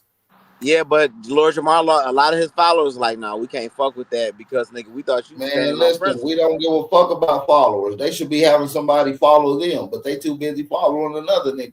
But see, when you got supporters, you ain't got to worry about no following ass niggas. You see what I'm saying? It's the difference. Man, that shit, bro. I'd rather have a bunch of supporters instead of a bunch of followers, my nigga. First of all, when I came up, nigga, if niggas was following me, I get paranoid. That wasn't a good thing. They usually up to no good. You see what I'm saying? You niggas get on social media and got niggas following you, think it's cool. Nigga, you have supporters, my nigga. On me. So you think it was okay? Well, Vlad did apologize about Farrakhan, so I guess that was the deal. He apologized on Willie D. Willie D had him. See, Willie D is a stand-up guy. He had him apologize on the show. Willie D is a boot-licking, buck-eyed coon. Hold on, Willie D, bro, he FBA, ain't he? Willie D is a boot-licking, eye-bucking coon. I mean, I'm just keeping it real, brother. Yo, I'm surprised because that's Tyreek homeboy. Man, let's keep it on how them Native Americans had you crying on TikTok, shit. Hey, man, first of all, bro, I didn't cry on TikTok. They still thank me. They like, yo, and then I made the video. They like, yo, we gonna, you know what I'm saying? We gonna check him, man. Look, you know, this is our brother. You know, he's standing up for righteousness and all that. That's all that in the comments and shit like that. So him saying racist ass shit to you and shit. Oh, he didn't mean it to you. We're gonna check him about that to keep it on them other niggas, not our token niggas. No. That nigga, he lumped us all in. You feel me? Like, look, I know he did. That nigga that went in on your ass. It was him. It was a couple. It was another one. I don't know. That was the troll white boy. Like soon as I stopped talking about Aboriginal shit and I started talking about Africa, and I was like, nigga, we was royal. No, as soon as I said we were royalty, like niggas, we got swag. We royalty. And I showed a dude with some gold on or whatever. Man, all the racist shit poured down my goddamn town. I said, oh, so if I talked about niggas as Aboriginal, y'all like that shit. Y'all want us to do that shit, but as soon as I start bigging niggas up. So do you peep they play? They got you to turn on your own brother because you slightly disagree with one of their historical perspectives. It made y'all jump all the way out the window. They played you against one another. If you go watch the movie Sinners, the twins left from Chicago, and then what was the story that they did when they had all this Irish and Italian beer? They had the Italians going against the Irish, thinking that one another did it to each other. That's the same thing they made you goofy niggas do. And the whole time we was telling you niggas, man, we just here to give y'all the truth, bro. But I showed an African though. I showed an African king, and they went up. They didn't want to see that shit. Bro, they don't like you. Cause they don't like you niggas, bro. No matter how much shit you I don't give a fuck what you talking about. You can't uplift yourself. Just like according to you Pan-Africans, us Aboriginals can't uplift ourselves. Y'all use I'm white and I say so tactics, and you ain't even white, my nigga. Well, we asked where the organization's at, right? Like, you know, Pan-Africanism, bro. We did a lot. We did a lot. This ain't an organization. This is real life. No, I'm talking about we did a lot with organized stuff.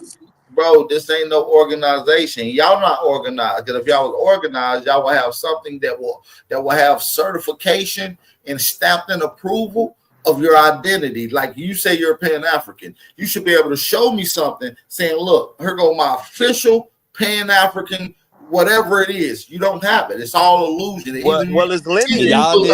The only way you can become a Pan-African if you believe in it. Just like if you want to be Christian and go to heaven, you got to believe in Jesus Christ. Pan-Africanism is no more than a religion. It's lineage based, bro. And the It's crazy lineage part based. is, bro, is that everybody know the grassroots movement is usually the strongest, and organizations come in to be the face to make it safe for white people. So, nigga, y'all safe, nigga. We dangerous.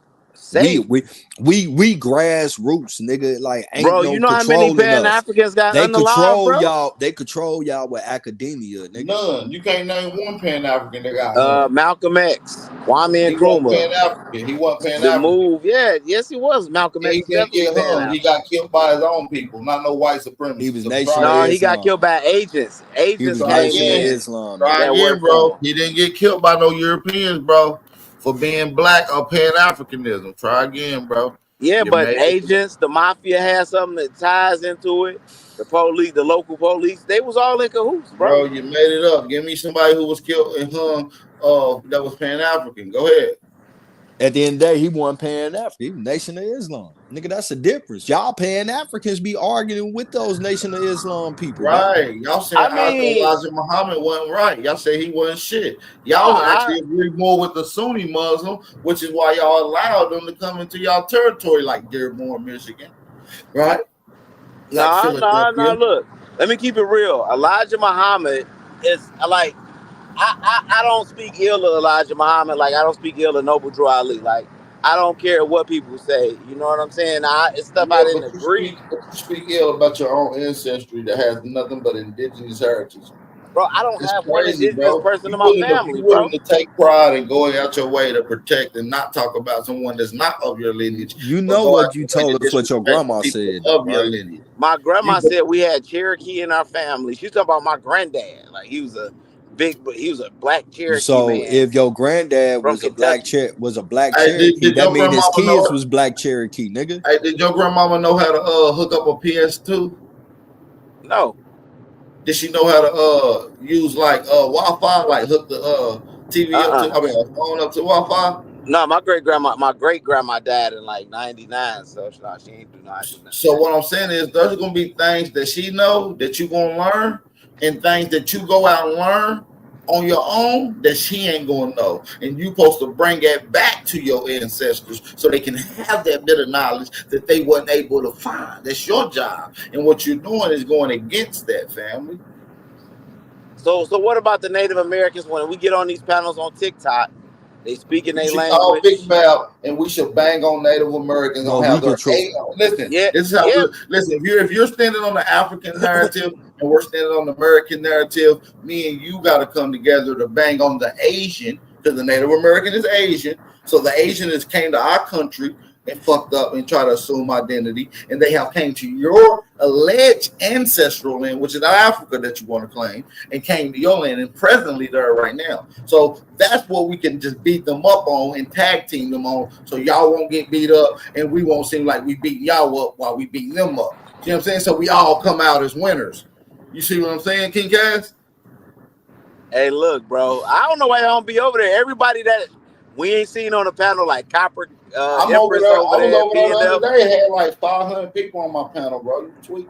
I gotta ask you, cause Lucky he's You know just how to getting over find me, there. nigga. You know what my name is on all platforms, nigga. Yeah, but I'm And the like, why crazy the thing hell? is, you keep trying to talk about their language, but their language can be traced to an origin which is foreign to here, bro. What's the name of the language? The Dene language? Well, you got Danae, you got Iroquois.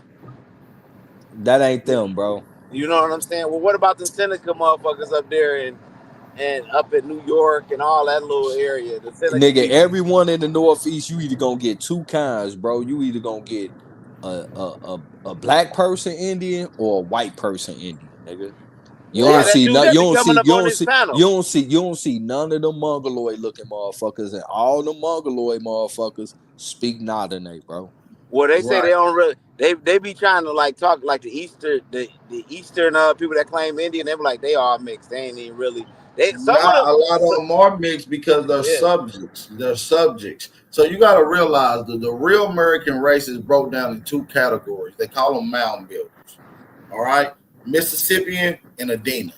All right, So if you're not coming from either one of those, I don't know what the hell you're talking about. Anything else associated with the original people here is associated tool for division. So as soon as you start hearing tribes, it's associated tool for division, separating them from the original nation and categorized in accomplishments as mound builders, Adena and Mississippian culture. Flat out. And we know Native Americans are not attached to mound builders culture. Man, the ones in the Southwest, because then now you got to talk about the ones in the Southwest, then, bro.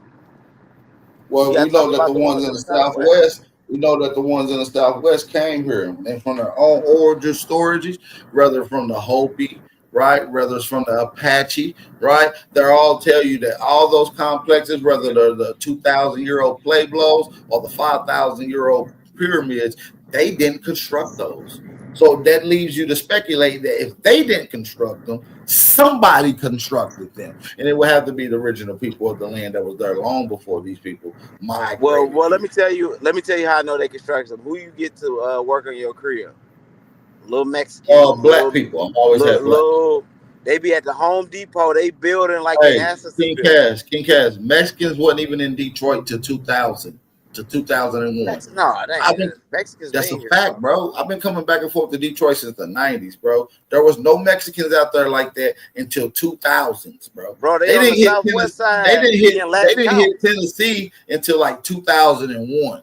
You didn't even see Mexicans for real. You didn't see none of that shit, bro.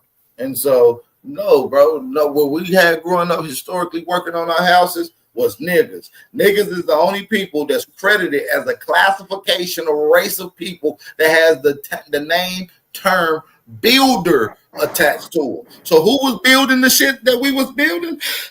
My peoples, the mound builders.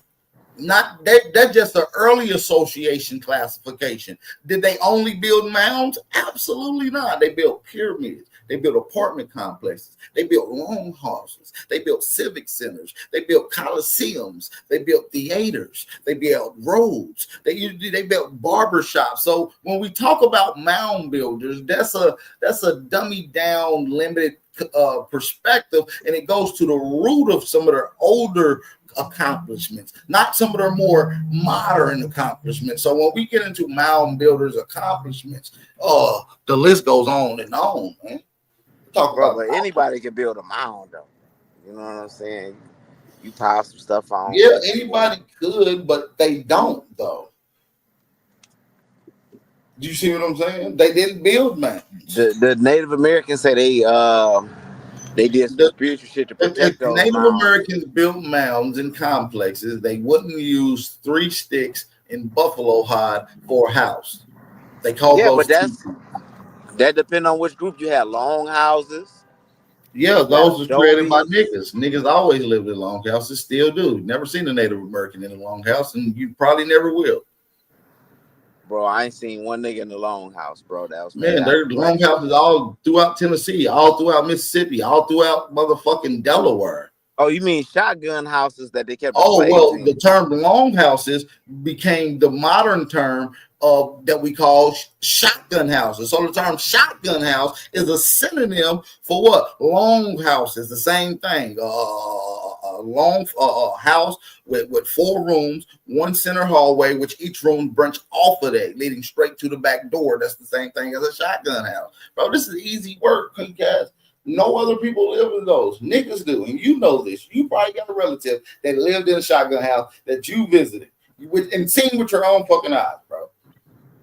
Bro, so why y'all not? So when I learned about the long house when I was a kid in elementary school, they were like rounded at the top, and they were stretched to the back, and they built them like with look like twigs, but sticks that you can bend. You feel what I'm saying? I don't know about that, but when we look at historical long houses, we seeing them look more like what we would call a log cabin. But instead of it being square, it was more shaped rectangular, giving it the long appearance. So we're talking about a log cabin, not a stick cabin. log cabins are actually one of the most sought out houses in Tennessee today. And they're probably the most rental price houses in Tennessee today. They call them chalets, cabin homes, all kinds of stuff, resorts. Matter of fact, cabin homes are now considered resorts in the state of Tennessee. So it's almost like royal status to have a log house cabin or longhouse made of logs. Oh yeah, bro. I Yeah, so mean, we're not talking. So we're talking about sophisticated craftsmanship, bro. So we're not. Listen, bro. A kid could build a better fort in their room using sheets and blankets and pillows better than a Native American house is. A Native American long-term, not temporary, long-term house is a teepee, a earth. bro, that's one type of Native American, bro. The Ojibwe, you gotta think, people in the eastern, like you come up to Michigan, Ojibwe, I don't think they built their houses like that because they Well, the Ojibwe are niggas. The Ojibwe are niggas. Man, the Ojibwe, I They're bet Ojibwe part of native. Now they was dark. the Ojibwe are part of the Great Lakes regions American Indians, which is classified as a Dean of Mound Builders culture. So we know that those are niggas. We got the archaeological remains. And we got the cultural analysis and comparative study to mound builders culture and to American Indian culture. So they make very huge, distinct characteristics and difference of the culture. So we know the difference, whether you know it or not. Like, this is light work, bro. I'm just giving you free game, bro, to go off of, bro. I'm giving you shit to go off of, bro. I mean, I see you. You know what I'm saying? You should rock and cook, bro. But listen, this is old news, though, King Cass. It's so old that, like, I could pull up the sources on the drop of a dime. And you probably done heard me say this multiple times, but you got to be willing to do what your ancestors gave birth to you to do, bro. You're going against them, bro. Yeah, to be an African, bro. You're aligning yourself with Europeans and going with a story of you being beat and stolen from Africa when your ancestors, war captors, all the ancestors that you know, that you can name right off the top of your head. Yeah, and that goes back at least 4 generations are all from America, and you have no American pride, and that's sad, bro. And people like you, we should definitely banish y'all to like Death Valley or something, bro, because that's espionage, turning and trading and going against your country for not economic means, but just for the means of doing it. That's espionage. At least if you got paid to go against it, like an agent or something, that would be at least treason. I would respect it if it was treason. But this is espionage, and I don't respect it. Okay, so what about my family member being from Africa, Fulani? You don't know none. You don't know none. So, I give it to, I tell y'all all the time, through the foster line, through Mississippi, Natchez, Mississippi, bro. You don't know none, bro. You don't know none. And you don't have, where are most of your cousins at right now? The known ones, they here, Toledo. Is they in Africa or America? Is they in Africa or America? Well, you know, we got DNA cousins in Africa. Where's most of your family and your cousins at, bro? A lot of them here, because I can. Okay, that's where your family majority is from. So stand on where your family is from. So what about how many cousins do you know? How many cousins that you know right now that you talk to on the regular and that talk to you on the regular that's in Africa? Your cousins, you know they aunties. I wouldn't have a first cousin. So you don't got no cousins in Africa. That lets me know that you're not an African, bro. No, I do. I got DNA cousins over there. You're barbecue, bro. You don't got no cousins in Africa, but yet claim you African. All your cousins is American, but yet you're not American. That's insane to me. I got DNA cousins in there. That's what I'm telling you, bro. 23andMe is bankrupt. They're selling your DNA to Afghanistan. They've been doing it for the last 4 years. What would they be doing with it in Afghanistan? And look at this. Check this out. Doing all kind of shit with it, bro. This is Lumpkin Slave Castle in Richmond, Virginia. Man, so you ain't got no 23andMe cousins, no African ancestry cousins, only American cousins. I wanted to show you this because I must say why. You're a diabolical dude, bro. No, look, Aboriginals, right? They think they're from America because No, we they don't come think. from. No. King Cass, we're not thinking. Without a shadow of a doubt, all paperwork, all physical evidence, all literal evidence, and oral evidence states I'm from America. I'm an American. Oh, not only that, my mother, all the same data represents her as American. Not only that, her mother is stating that she is American. Not only that, her mother, all the data and paperwork states that she is American. She was born in America. And not only that, King Cass, her mother also states the same thing. And I can go back two more grandmothers, brother. Without a shadow of a doubt, name their names, give you where they buried, and show you where they buried at right now. I don't think So it ain't that we're guessing that we're from America. We're definitely, without a shadow of a doubt, proof, factual data is from American. That we're from America, bro. We have no physical data. There's nothing saying we're from outside of nowhere else, bro. I don't have an ancestor that I physically know that's even known as an Africa or buried in Africa, born in Africa. All my ancestors that I can even name, that I physically research and can even have data on, are all American. And their data says it, and the burial records show where they're buried at, bro. Bro, in order for you, you know what I'm saying, believe me, you gotta So in have. order for me not to be an American, the burden of proof is on you, bro. So can we prove? Can we get purchase you a DNA test? Yeah. Okay, so me, not a C. We're gonna put in on it, but we need you to be able to take it though and send it off. I want to go. I want to go into a real lab. I'm not sending my spit into with y'all freaky ass niggas. I gotta be able to go into the lab and witness this shit myself. They gonna But if take it's a blood, lab in your city, you know they don't want you contaminating nothing. bro. I can go in the lab and let them shoot the blood myself, bro. I'm not letting y'all do all type of weird shit with my spit, bro. I'm not into that type of shit, bro. Bro, that means you should most definitely. Bro, I'm willing to go into any lab, bro. If y'all gonna pay for the $1,200 lab test, official DNA genealogy test, bro, I'm willing to go in there and do it today, tomorrow, whenever y'all get it done. But I'm not spitting in the tube, so y'all can do freaky shit with my motherfucking spit, my nigga. No, I'm not gonna do that. And then Tayshawn, he's saying go play with your cat, Cass. First of all, Tayshawn, bro, you Gullah Geechee, right? Or you say he's from South Carolina. Nigga, you like 95, 96% African, being from South Carolina, bro. So you like one of the most African niggas on the panel and stuff. This nigga be stalking me. But you know what I'm saying? It is what it is. All I'm saying is, bro, wake up, bro. And just like all the ancestors I know is in America, all your ancestors that you know are in America and that you know is in America, born and buried in America. So at the end of the day, the proof, it ain't even an argument whether or not we're American. That's not even an argument from anyone, not even Europeans that you're holding the nuts of. No offense.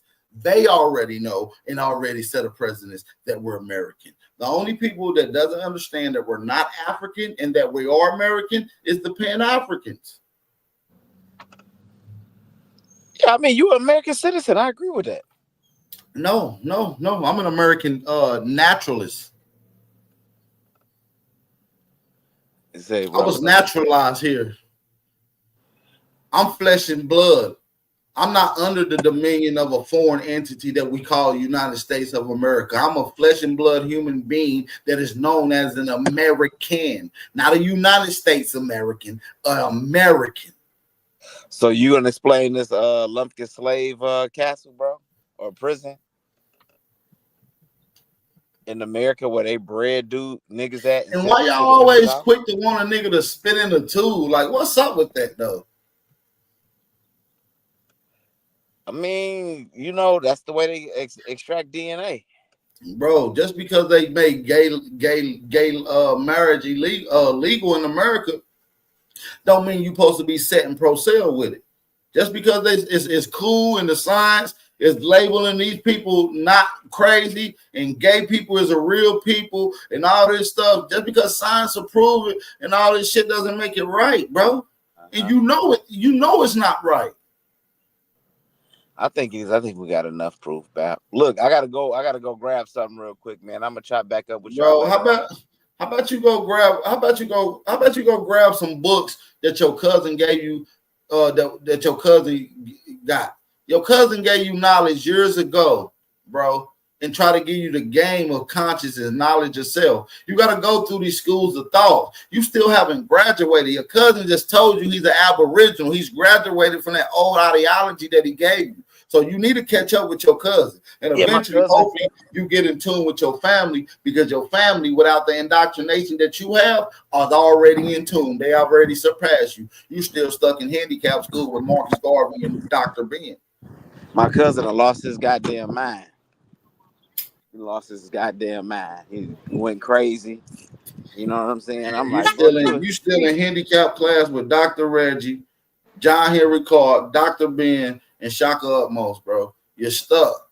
Bro, we don't look. Rob Bourne is not a Pan-African no more. Dr. Reggie, matter of fact, I take that Reggie graduated. He's not even a Pan-African no more. That don't mean he not that don't mean he's not he's not an Aboriginal. He just say I'm not a Pan, but he don't know what it is. It's like a lot of these dudes into the intellectual stuff, bro.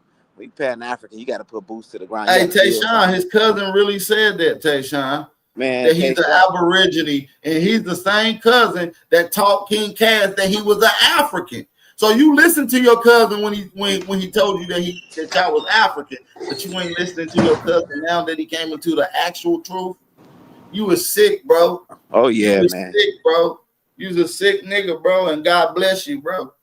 God bless you, bro. I just hope that the spirits don't haunt you in the next afterlife for going against them.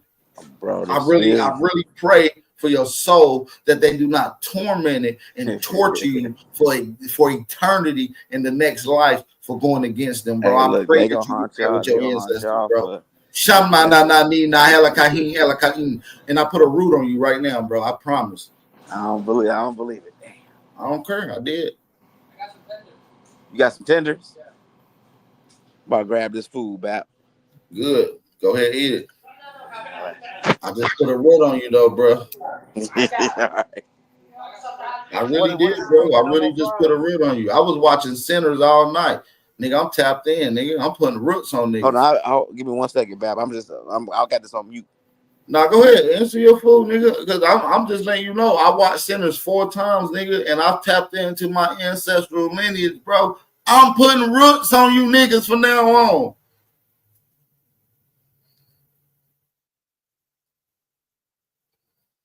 This nigga, I've already, nigga, once you done with this life, my nigga, you're gonna come back as a fly. And then after you die as a fly, you're gonna come back as a butterfly. Bab, you not worried about them Native Americans, bro, putting roots on y'all, man? No, hell no. They talking about their ancestors. Nigga, Native Americans scared of. Come talk to me, my nigga. I'm just saying, bro. You ever heard of the Skinwalker? Bap.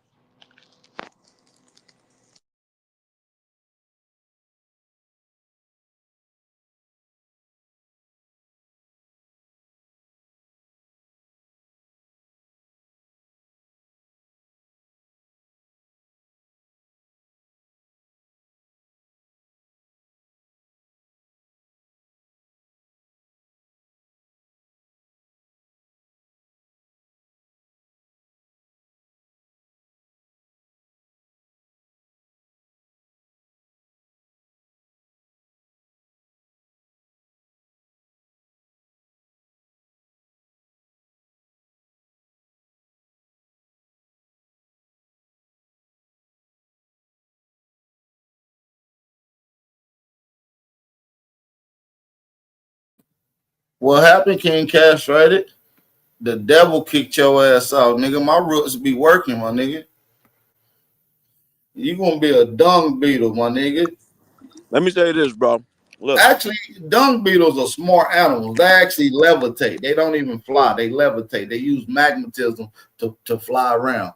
That's some deep science on a whole nother level. That's why the Egyptians deify and symbolize the dung beetle. You see what I'm saying? And a lot of people don't understand the importance of that, but they levitate. That's just the key. I'm gonna do a whole build on the levitating shit beetle from Egypt. I'm gonna do that. Yeah, it's a magical being. Yeah, and you're gonna come back as one. And I hope an elephant step on your ass. And then after you come back as a dung beetle, guess what you're gonna come back as? You're gonna have to start your evolution all over again, nigga. You coming back as a chimpanzee, my nigga, your closest relative. And we're gonna see if you can live your life as smart as you think you is, my nigga.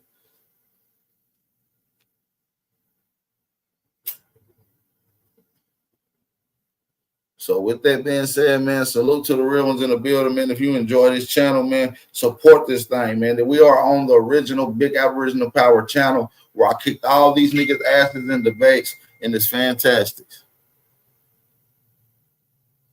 All right, so shout out to everybody in the building, man. It's your brother Big Aboriginal Power, and I'm on my way out this bitch. Peace. Support the channel.